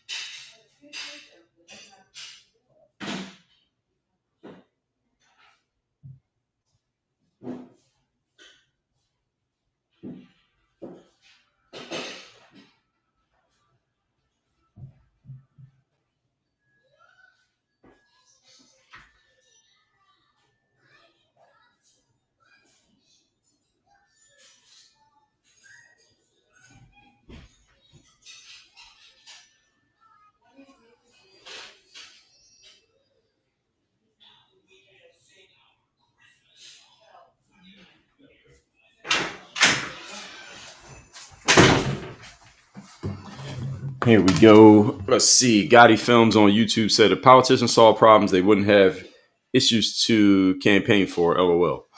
Theoretically, you're correct, but there's always a problem. Now, as long as you got human beings involved, there will always be problems. So they could just campaign on solving the next problem. Issue is if you solve all the problems, then you can't campaign on the same problem the next time around. That's the real problem politicians have. Politicians are lazy just like everyday humans. They don't want to have to solve new problems. They just want the same problems that they had before so they can sound like they're doing something without having to think. And a lot of them are more lazy than most of you are, believe it or not. Anyway, let's see what we got. Laura said maybe she'll reveal her stock trading secrets. So, okay, I knew somebody was going to come up with this one. So I'm going to give everybody who throws this out there the straw man here today. Strawberry cheesecake. So Marjorie Taylor Greene, for those of you who don't know, that when you work in politics, you have to do financial disclosures. Financial disclosure is you basically tell people how you make your money. And the financial disclosures of Marjorie Taylor Greene, a lot of people are saying, oh, well, she made all this money. So how she made all that money, obviously she is insider trading because people saw there was an insider, not an insider trade, but a trade that she had to disclose right when around the time that Trump did the tariffs thing. It was around April or May of this year, earlier this year. Trump announced this tariffs thing. And right before that, MTG had done a bunch of trades on things that were either about to go way up or way down. Don't remember which one it was, but she did it like right before Donald Trump made the announcement, and she made herself a ton of money. And And everybody's like, well, see, this is what everybody in Congress does. So did she participate in some what looks like insider trading? Looks like she did. Looks like she did.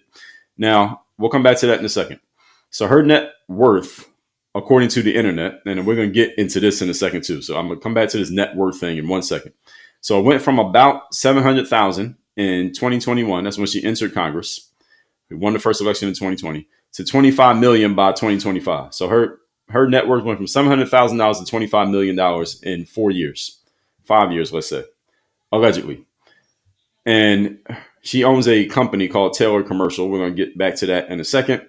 And her ex-husband is running the company, and I think she's not in the company anymore. But based on financial disclosures, people are saying, well, she made all that money because she's insider trading. First of all, you're not going from 700,000 to 25 million insider trading. It doesn't happen that quick. But anyway, Marjorie Taylor Greene's money mostly comes from the business that she owns. She owns this company. She's part owner of a company called Taylor Construction.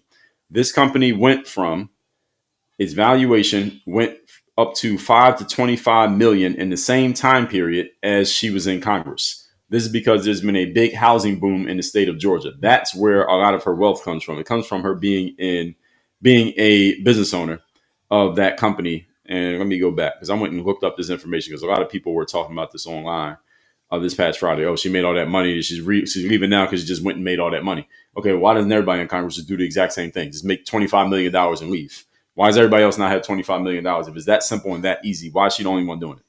Because that's not how she made her money. That's the point. So her stake in the company, again, is valued anywhere from 5 to 25 million, was a very wide range. And the reason why it's such a wide range is because the company doesn't have to tell you what the company is worth. They don't have to put this information out there. Also, when it comes to net worth, a lot of people saying, well, her net worth went from this much to this much. Let me help you all understand something about net worth. I'm going to make a whiteboard reel about this very concept. You don't know anybody's net worth unless you happen to be a personal accountant. You don't know anybody's net worth. What is net worth? Net worth is all your assets minus all your liabilities. When people in Congress do financial disclosures, which they are required to do, they disclose the money that they're making and where they're making their money from, i.e. their assets. They do not have to disclose their liabilities. In other words, if you don't know somebody's liabilities, you don't know their net worth. If you know how much money somebody makes, you don't know their net worth. You know only how much they made, allegedly, if that's how much they actually made. Now, let's say their salary is public, like Congress. Somebody in Congress makes $175,000 a year. That's how much they made. How much did they spend? How much do they owe? Do they have a house? How much is the mortgage? Are they paying rent? Do they have car notes? Do they have alimony? Do they have child support? If you don't have, do they have credit cards? If you don't know the answers to these questions, all of which are liabilities, you have no idea what somebody's net worth is. So people talking about Marjorie Taylor Greene's net worth went from this to this. You don't know her net worth. All you know is what the internet told you. And from last time I heard, if you heard something on the internet, you might not want to believe it. All right, that's the last time I heard. If any of you know something different, then you let me know. So first of all, nobody knows her net worth. All you know is what she financially disclosed, which again has nothing to do with liabilities. And also she can give a range and it doesn't have to be a direct specific number. So in 2011, MTG was the CFO of a company called Taylor Commercial. And then she shifted focus to fitness. She was in a CrossFit gym. I've seen videos of her doing CrossFit and stuff like that. And she is portrayed as a self-made entrepreneur who managed multi-million-dollar operations. This played a big role in her 2020 congressional campaign. I didn't know that, but when I looked it up, this is the information that I found. She often highlighted her experience of running 40% of her company, that's the construction company, of that company's work in black impoverished communities. So there's a lot of building going on in the state of Georgia. Her company did a lot of building in the state of Georgia because that's where she's from. And that's why the value of the company went up so much in the same time period in which she was in Congress. So it happens to be coincidental, not causal. She didn't go up just because she was in Congress. And again, her pre-office earnings. And she also said, this is what she said, that going into Congress was a financial sacrifice for her because her earnings before she got into office far exceeded the $174K that she receives as a member of Congress. That's according to her words. Yeah, this is a pay cut that she took to go into Congress. Now, as far as the net worth, again, this is financial findings, and these are the financial findings that get noted during the disclosures. Her worth was approximately $700K based on financial filings, not findings. This reflected modest liquid assets, real estate holdings, and the Taylor Commercial Company at the time. And then by November, her net worth went up to 20 to 25 million. And again, these companies are putting this out. Websites like Celebrity Net Worth, Quiver Quantitative, Open Secrets. And so let's see.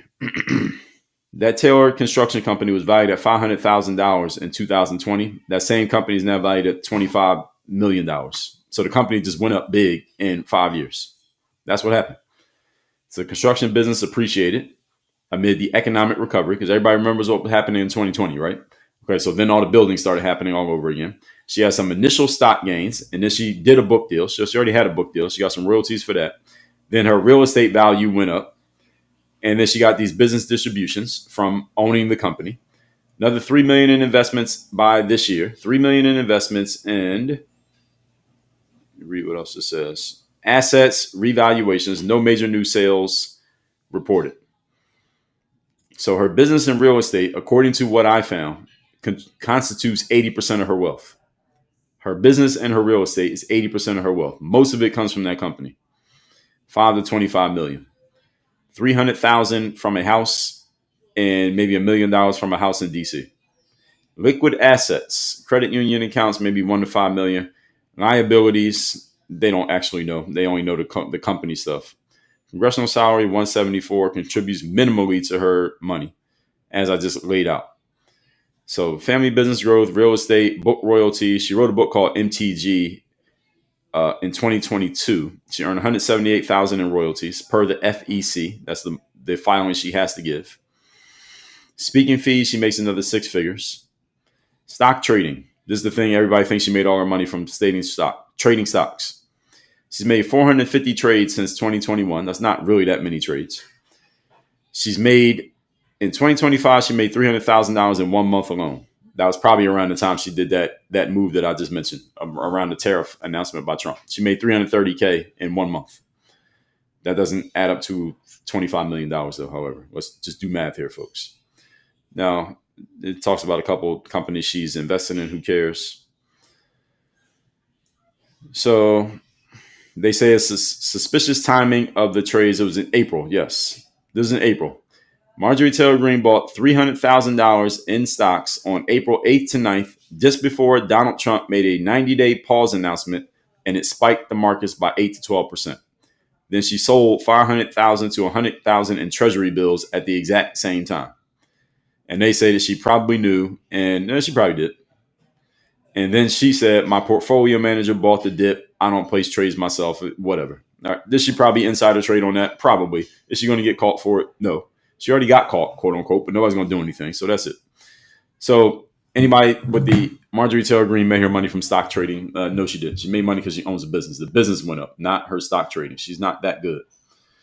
Anyway, Mary Rose said Fox won't touch her now. Maybe not, but CNN and MSNBC will touch her because she's criticizing Trump. So they love that.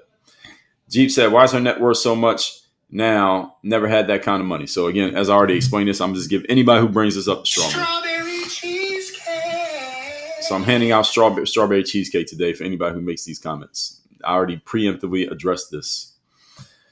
So Mary Rose said they've done everything through executive orders, no new laws. Yeah, pretty much, except the big, beautiful bill.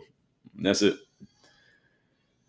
T66 said, visible fighting, no progress to better America. Yes, this is true. Heck said the Dems used MTG against the right, calling her crazy. I'm not sure they're wrong. Well, I don't know if she's crazy, but did CNN and The View use her to go against Trump? Absolutely. And she went along with it. So it's not like she got used against her will. She went with it. VR said, insinuating. Rick Thomas said both sides are crooks and deeply entwined. Probably. Storm and Bub said Republicans are destroying America. I wouldn't go that far. If you're going to say Republicans are destroying America, what are the Democrats doing? If you're going to put it on them, you got to put it on both. Kim said, I could retire on what they make. You can retire on $174,000 for the rest of your life. How much longer you plan on living? Nisa Pelosi is queen of insider trading. She probably is. Eve Skin said could be running for senator. Yeah, she might be. She could be. Eve Skin said need to keep voting. The only way to do anything is to vote midterms. This is true. Ray, thank you for the gifts, the lightning bolt, the heart me, and joining the fan club. Mary Rose said not to mention their spending accounts, which is more than their actual salary. Okay, fair enough. I don't know if that counts in their disclosures. Hello, Kitty. Thanks for the follow. Leah, thank you for the lightning bolts. 100 of them. We're at 130,000 likes, folks. Maybe we get to 200 today. Murphy the Mutt, good morning. Michael Mirday said, where in God's name are you going with this rant? Well, are you listening to everything that I'm saying? But you get an award. Is that like a personal attack or something? You got the first ad hominem of the day. Congratulations. Mary Rose said, that's what the Democrats are going through. No one wants to follow the old guard for good reason. Well, old doesn't necessarily mean bad, and new doesn't necessarily mean good. So it depends on what it's being replaced by. But Heck says, make a real point or argument, take the childish insult somewhere else. Well, yeah, we accept the detractors. We like the detractors. Heck, we let them go. Country Girl said that needs to stop. I don't know what you're referring to. Carla said she wasn't in favor of mass deportations either. Well, I don't know why. I don't know what her reasons was for that. But I'm in favor of mass deportations. If you're not supposed to be here and there's a bunch of you, then we get you all out at the same time. Why not? Joseph Christner said corrupt government. Yes, the entire government is corrupt. Country Girl said status quo is what got us here. Maybe. Live Free said absolutely. Country Girl said of course. Carl said the political industrial complex was never for the people. That's correct. That's the reason why it's called what it's called. Murphy the Mutt said Yankees coming down buying Miami. Well, actually, Murphy the Mutt, the majority of the money is coming from the South. It's coming from South America.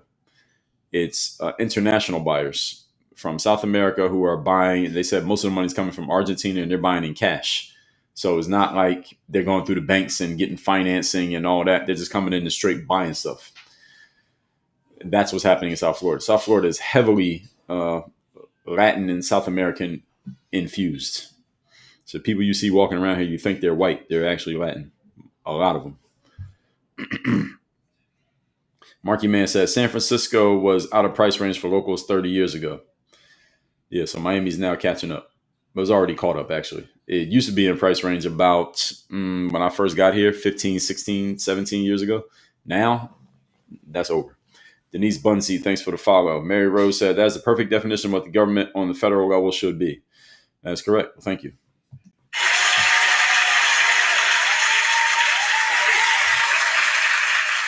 Dennis said, make digital profit. That's good info. Thank you. Phoenix the Goddess said, no politics for me. Thanks. Fair enough. Robin Scott Realtor said, Project 25 is the main agenda, so there is no need or intention of accomplishing anything else. I understand you. Crystal Rising said, why so much hate on MTG? I appreciate what she did. Well, I'm explaining why. Mary Maga says, she was also talking that we need HB1 visas and Obamacare. It's broke system. Okay, yes. She did say some of those things as well. You're right. Crystal Rising, thanks for the follow. Mary Rose said, no one has griped more than the Trumps. Just what he steals could fund things. What do you mean by that? Will, good morning. Country Girl said, we shouldn't just accept what is. Well, Country Girl, you talking about when I was talking about the pragmatism argument? If that's what you're referring to, then that sounds great, what you're saying. I mean, this is what people say when they decide to get into politics. What you said right there. Are you running for office? You getting into Congress? Because that's what you sound like. We shouldn't just accept things how they are. I'm not saying accept things how they are. That's not what I'm saying. When I talk about being a pragmatist, what I'm saying is we need to recognize things as they are, and you need to make your adjustments to how they are. It doesn't mean just sit there and do nothing and let life have its way with you. That's not what I'm saying. I'm not on that principle ever and never have been. My principle is make things happen instead of waiting for things to happen. And when you make things happen, instead of waiting for things to happen, Country Girl and everyone else, you have to make things happen within the framework of how things exist. So we can't just say things shouldn't be this way. Let's make it this way if you can't change it. And we also don't say just accept it as it is. It's okay. This is how it is. What do I need to do knowing that this is the way things work? That's what it means. Katrina, good morning. Annie AFF said, how do we not give our taxes to support the BS and just support us Americans? Well, you vote, you run for office yourself, and you make your voice heard by the people who are supposed to be doing things for you if you feel like they're not. Or you move out of the country. Those are basically the four options you got. Viv NYC said, a lot of times the agencies take most of the money for admin fees, huge salaries. Yes, I don't like fees. I don't like counting fees. I don't like when you go buy some tickets to go to an event or something, and then they put like a $10 fee on top of it and don't explain what the fee is. I hate that shit. The Ginger Girl says she gets lifetime pay. She gets a pension, is what you're referring to. So a lot of people mention that she's resigning like 2 days after she receives her pension after 5 years of service. I say, so what? I don't think there's anything wrong with that. She earned a pension. If the pension rules say you get the pension after 5 years, and she waited till she passed the 5-year mark to retire and get the money, so what? The pension ain't even that much money. The pension is like, how much money is it? The pension is like $800 a month. It ain't enough to retire on. It's not life-changing money, the amount that she's going to get, but she earned it because the rules say that's what you get. What would you do? Would any of you retire 2 days before you get the pension, or would you wait till the 2 days after and get that pension? There's nobody listening to this who wouldn't get the pension. So people are trying to criticize her for staying just long enough to get her pension. My question to you is, what would you do? Would you leave early so you didn't get the pension? None of you would do that. Every single person in here would stay and get the money. So any criticism of that is falling on deaf ears. It sounds good. It sounds righteous when you're criticizing her for doing it, but there's no way you would pass up on an $800 or $1,000 check coming in every month for the rest of your life. If you gave 4 damn near 5 years of service, you're going to pass on it and not get the money. Jay said, I heard she might be running for governor of Georgia. Would be a good idea. Tamara Jean Gorez, thank you for the follow. User says she left 2 days after getting lifetime benefits. She's not going private. She's going private, not coming back. Yeah, well, user, I just explained that. Her lifetime benefits are not that much money. Her pension is not that much money, folks. Let me see if I can find a number for the pension, because I was looking into all this over the weekend, because I was conversing with some people on the internet about this stuff. By the way, the state of Georgia, their construction industry revenue went up to $84 billion in 2024. Commercial building grew at 2% annually to a $9 billion market. $80.9 billion in economic output in 2025 alone, supporting 500,000 jobs.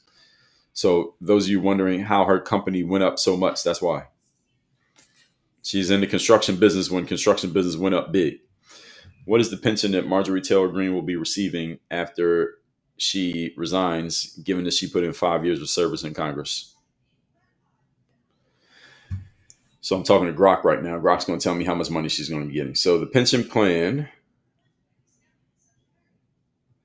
due to her age, she's going to be 51. She's 51 now. She is not eligible for an immediate annuity. What she qualifies for is a deferred annuity, which begins at age 62. So she doesn't get a dime until 2036. For those of you who think she's just retiring with government money. She's not getting any government money until she turns 62. So you have to give 5 years of credible service to vest. Her timing secures this eligibility. Many people have talked about that. Because if she didn't have that, she wouldn't get the pension. Now, under these benefits, at age 62 with 5 years, she gets a deferred annuity. You would get age 60 if you put in 20 years, or any age you put in 25 years. So she doesn't have that. Now, you can withdraw early, but you lose a percentage of money if you do it before you turn 62. It's basically like a retirement account. So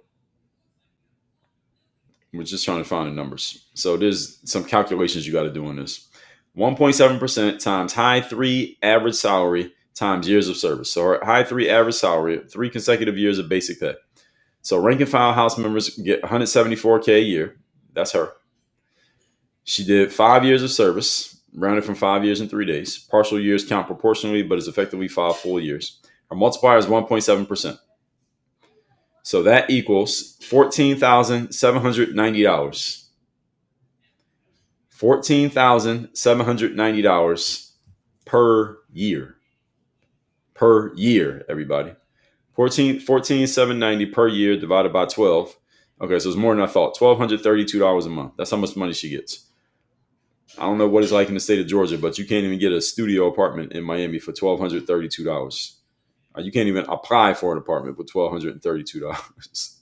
So anyway. So the minimum is adjusted for cost of living, potentially increasing over her 11-year wait. Lifetime value could exceed $500K. Of course, it depends on how long you live. She can access it till 62, and it won't grow with additional service after her resignation. It is taxable as ordinary income. Does Georgia have a state income tax? So let's see. Her full retirement package also includes a 401k style plan. The government matched her. She has a TSP, thrift savings plan. She can keep that invested. She can roll it over into an IRA. No vesting issue. It's fully portable. She gets Social Security, $1,500 to $2,000 a month to her eventual benefit, estimated at retirement age 67. She gets health and life insurance if she draws the annuity at 62. No lump sum option. So that's the situation with MTG when it comes to her retirement. So any of you thinking that she's just riding off into the sunset with a bunch of money, it's $1,200 she can't access till she's 62 years old. So that should address that. Derek Coates, thanks for the follow. Leah said almost 100K likes. Yes, we surpassed it. We're 137K. Can we get to 150, everybody? Can we get to 150K likes? Just tap the screen. Sheila G, good morning. David Scruggs, thanks for the follow. Mary Rose said, I guess that's why regular Republicans held on even though they lost the party for a while. That's the reason they all hold on. R. Philly said, MTG is starting to sound like Bernie and AOC. Not that far, but I get directionally what you mean. Rise Speed, thanks for the follow. Katrina said they should have asked that when Biden was in office. Well, you couldn't ask him anything because he wasn't answering questions. So it would have been a good idea if he was around. Mamika Kagabika said, we have an elected president, let him do his job. Now, who's stopping him? Sunshine and Whiskey, Tony Chavez. So many of you know it. I say that all the time. Clem, thank you for the follow. Clem78. Andrea Levitt Tupin, thank you for the gifts. Leah said, can anyone help finish the live goal? Yes, can we finish the live goal? Whatever it is. Cece, thank you for the lightning bolt. User said, can our system work without Congress and the House? Is there another option for America? Well, that would require a complete restructuring of the system because Congress and the House is part of the system of checks and balances that keeps the president in check. So we need them to keep the president in check. So the president does not have unchecked power. Neither does Congress. Neither does the Supreme Court. They all get checked by each other. Jay Rocca asked, what's the topic? We're talking about MTG's resignation. Mary Rose said, no one wants to go through another impeachment. Just let him write off. Well, who's no one? Mary Rose, I believe a whole bunch of Democrats want to go through another impeachment. They very much want to. So when you say no one, I think you're referring to Republicans. Wifey Tip said MTG was a loose cannon, not a fan. Okay, fair enough. Piano said, can you talk about the new proposal on classification on certain degrees? No, I can't because I haven't looked into the story. I think I heard some people talking about it, but it's not the topic. Robin Scott Rose said MTG went from 700K net worth to 25 million. We already addressed this. So Robin, here's your slice of strawberry cheesecake. Mary Rose says she's reading the people exactly right. K-Tel said, imagine supporting Republicans big in 2025. Well, half the people who vote support Republicans, K-Tel. So you don't have to imagine it. It's real. Murphy the Mutt, thanks for the share. So actually, K-Tel who said that, you get one of these. You're not that guy, pal. Trust me. You're not that guy. Okay. Mary Rose says she could definitely run for governor and appeal to the left, and also after her mea culpa. Maybe, but she might lose some voters on the right. So everything has a cost. Lee said next GA gubernatorial is in November of 2026. Oh, so people think she might run in this one? Okay, so maybe she will. Bruce Grant said MTG is the Republicans' Jasmine Crockett. I disagree with that. The reason I disagree, Bruce Grant, and I'll give you a... You're not that guy, pal. Trust me. You're not that guy. False equivalence award for saying that. Jasmine Crockett has no principles. What are her principles? Bruce Grant, if you support or listen to, not you have to support her. You listen to Jasmine Crockett, name her principles. I know MTG's principles. She told us. She did a 10-minute video telling you what principles she stands on. And she stands on the protection of the Second Amendment. She stands on protecting women in women-only spaces. She stood on these things. What does Jasmine Crockett stand on? Jasmine Crockett stands on whatever is popular to get her attention on the internet. That's not a principle. That's chasing attention. So I can't go along with this parallel between MTG and Jasmine Crockett. They're not the same. Crockett has no substance. So let's see what we got. I'm just trying to refine my spot in the comments here. All right, there we go. Leah said, yes, can anyone help finish the live goal? Already responded to that. Michelle, good morning. Mike LeBlanc said, the easy fix, this is estimated net worth rather than net worth. It's that simple. No, it's not that simple because if you're estimating somebody's net worth, What is the number actually worth? What is the number actually worth? And secondly, you can't estimate somebody's net worth unless you know their liabilities. If you don't know a person's liabilities, you are unqualified to estimate their net worth. This is the reason why when you look up people's net worth on the internet, the number doesn't actually mean anything. People go off of it and they use it, but it doesn't mean anything. If you understand how net worth actually works, it doesn't make any sense to Google somebody's net worth. Do they have credit cards? Do they have a house? How much is the payment? Do they have alimony? Do they have child support? Do they owe money anywhere? Do they owe anything? Do they own a business where they got to pay for? Do they have anything they owe money anywhere to a company, entity, person, etc.? If you don't know these things, then you have no idea what somebody's net worth is. Every net worth number you see is an estimate. Whether you're talking Elon Musk or you're talking some everyday guy who works at Starbucks, it is all estimates. And if you're estimating how much money somebody has, that means you don't know. So how are we gonna have a conversation about it? Mary said, I remember her taking a PPP loan and not having to repay it. Nobody had to repay the PPP loan. That's the whole point of the loan. Owe Athena said, always love your content. Keep it up. Thank you.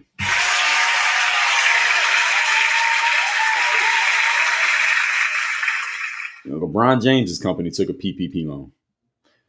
Shirley Donovan, 866. Thanks for the follow. Cajun K said, absolute power corrupts absolutely. That's correct.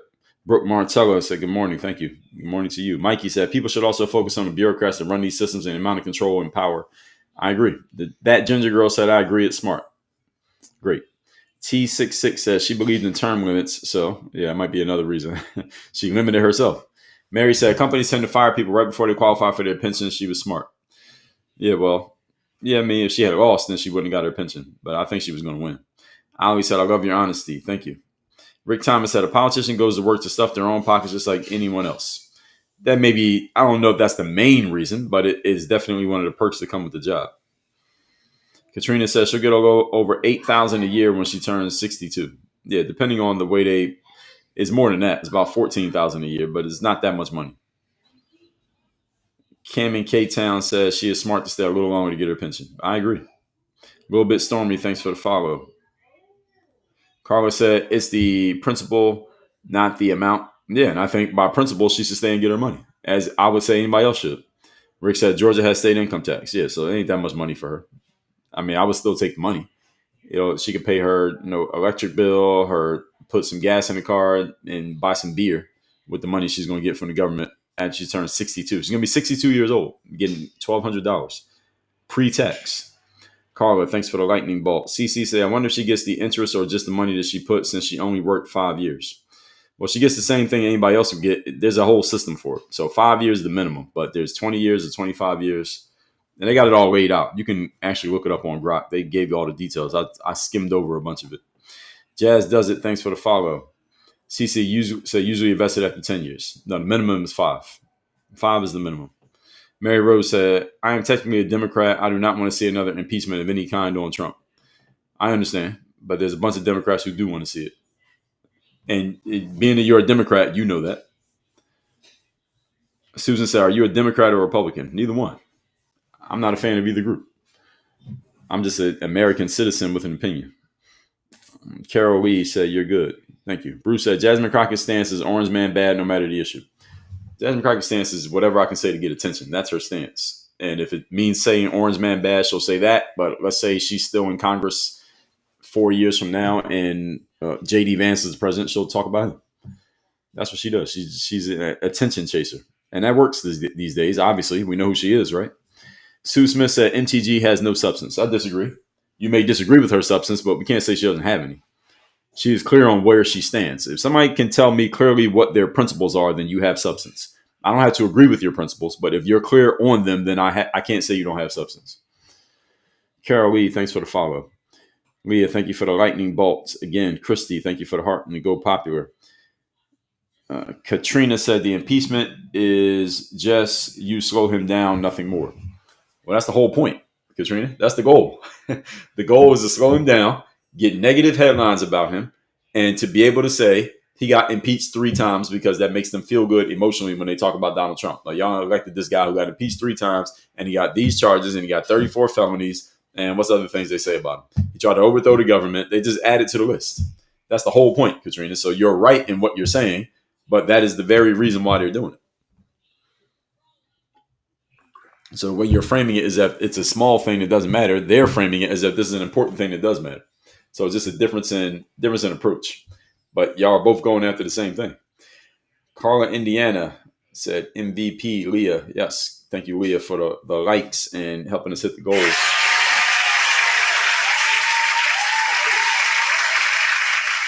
Jake Lancaster said TDS is rampant with the left. That is true. That is very true. So, ladies and gentlemen, I do these lives Monday through Friday, 8 a.m. Eastern. I started a little bit later today, but usually I start at 8 a.m. I'm usually done by 10 a.m. Eastern. I did overtime here today because I started a little bit late, and my fan is still not working, but it didn't get too hot in here, at least not today. But we got to get this fan replaced. For some reason, this fan, I got to reach out to the folks that whoever sold me this fan off Amazon. They got to replace this shit. But anyway, tomorrow's topic, we don't know. The topic is always TBD. I usually decide the topic the morning of before I start the live. I just decide what we're going to talk about based on what's happening. So we'll see what's going on. The most used topic is something that is surrounding Donald Trump. Why? Because everybody got something to say about Donald Trump. Everybody has an opinion, and it draws attention. So again, I use Donald Trump, and Donald Trump is the gift that keeps on giving. So thank you, Donald Trump, for existing, because you give people like me content to talk about, and people like you all something to discuss and listen to, because everybody has something to say about the guy. So I'm not saying the topic is going to be Donald Trump tomorrow, but I am saying there's a good chance the topic might be Donald Trump. Why? Because it works. But there could be other things that we talk about. Let me see what I got on my list of topics. Probably not that one. I got some topics that I think about doing that I never get around to doing because the steam just goes away from them. Maybe we'll talk about Corinne Jean-Pierre. Y'all know her? Corinne Jean-Pierre. She was the press secretary after Jen Psaki. She took Jen Psaki's spot as a press secretary in the Biden administration, and she was not very good, but she wrote a book. So if Corinne Jean-Pierre can write a book, you can write a book. Corinne Jean-Pierre wrote a book. Who knows? She actually wrote it, and she's doing interviews sounding stupid. So maybe we'll talk about that for some comic relief, but maybe not. We'll see. So anyway, Power Presence Protocol. Every day somebody asks me, I don't think I saw it in the comments here today, people ask me if I recommend the book. I recommend this one. I just updated the Power Presence Protocol manual. So this manual right here, the one I'm holding in my hand, is, as you can see, 324 pages. You'll see that at the bottom of that, page 324. Now see that? I just expanded this and sent it back to the printer and ordered another copy. The new version of the book, this is not even a book, this is a manual. It's over 400 pages. So I just added 80 pages to this manual. So it's already 324 pages. You'll see all these pages. There are no pictures in this book. I don't do picture books. I do substance books. It's now 400 pages. And I got to stop calling this a book. This is a manual. This manual is the companion that goes with you being a member of my mastermind and being coached by me on the Power Presence. The subtitle is The Final Layer of Mastery. Presence so strong, they say it for you. That is the highest level of mastery. Highest level of presence is when other people feel your energy and they speak it out for you, not you having to say anything. You have to announce it. You don't have it yet. And this manual goes with being a member of my mastermind. You can join the mastermind by clicking the link in my profile and scheduling a time to converse with us about where you're at, where you want to go, and how we can help you. You can just go to powerpresenceprotocol.com, learn more about what this is, why it exists, what it does, who it's for. Anybody who wants to master the 85% of communication that is nonverbal. 85% of communication is nonverbal. It's not what you say. It's how you say it. It's the energy behind what you say.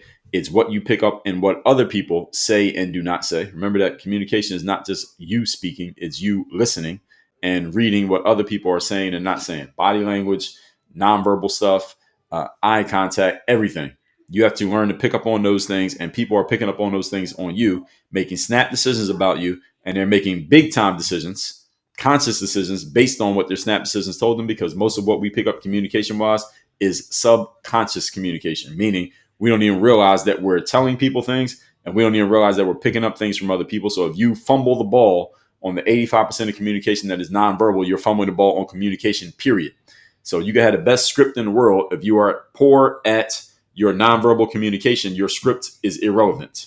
You have a terrible script. If you are great at nonverbal communication, your script is still irrelevant. Why? Because people already made a decision to say yes or no to you based on things that they picked up subconsciously before you opened your mouth. That is what the Power Presence Protocol is about, and it's not just that, because if it was just that, then I could say that in a tweet. I could put it on an index card instead of writing a 400-page manual. I made the 400-page manual because there are several pieces to this. Let me give you some examples. So I'm just opening it up to the table of contents. Stillness and movement, energy containment, how you use your voice, using discipline, sexual polarity, predator energy, energy before words, the resilient signal, speed versus stillness, credibility fusion, the presence gap, first impressions that dominate, how decisiveness creates desire. I give you some examples of people using presence in certain ways that worked and didn't work, like Tommy DeVito in Goodfellas, Tony Soprano in The Sopranos, Sonny from the Bronx in A Bronx Tale. I'll give you some examples of those. We talk about the edge, becoming the value, what people biologically want, such as women, because I wrote this manual really with men in mind, but this applies to men and women. Physical touch tests, unwanted imitation, weaponized resilience, how extremity becomes identity, field dominance, signal versus noise, going somewhere versus going nowhere, how to need nothing but draw everything, presence versus pretense, manufactured edge, imprinting power, selective visibility, movie archetypes. So we give you a glossary and we tell you how to continue the process. So again, this is a complete field manual on how power presence actually works. We got a whole glossary in here where we got all the terms that I use in this manual, and we lay out exactly what each one of them means. So when you hear me using certain terms, you know what they mean. For example, I give you definitions of structure, submission, sexual gravity, rest cycle, a reactive male, what presence exactly is. Let me give you this definition of presence. Is the total energy of a man who knows who he is, what he wants, and why he's here. It is expressed through stillness, clarity, and control. A person who has presence is still, clear, and under control. Tension, the unspoken pressure that builds when a man doesn't release energy, what draws attention, stirs desire, and demands respect. Containment, anchoring, feminine energy, field dominance, frame control, groundedness, gravity, inevitability energy, leakage, masculine energy, mission obsession, polarity, edge. As you can see, we're not playing around here, folks. You want to work with me directly, have me as your direct coach. All those things that you just heard me listing, that just came out of a manual that I wrote. And I coach people on the things that are in this manual. It's 400 pages long. You won't need to go through 400 weeks or months of training in order to get this stuff. I can get it to you in 12 weeks. You go through my program. That's called the Power Presence Mastermind. The link is in my profile. You want to learn more about that, have me as your direct coach. I need to go eat lunch and get my fan replaced. And that's that. So I will see you all tomorrow morning, 8 a.m. Eastern. Thank you to the supporters. Thank you to the detractors. Thanks to the commentators. Thanks to my moderators and regulars who are in here keeping the chat in order and making sure we hit the live goals and getting to 100,000 likes every day. Appreciate all of you for that. Let me give a round of applause to those people.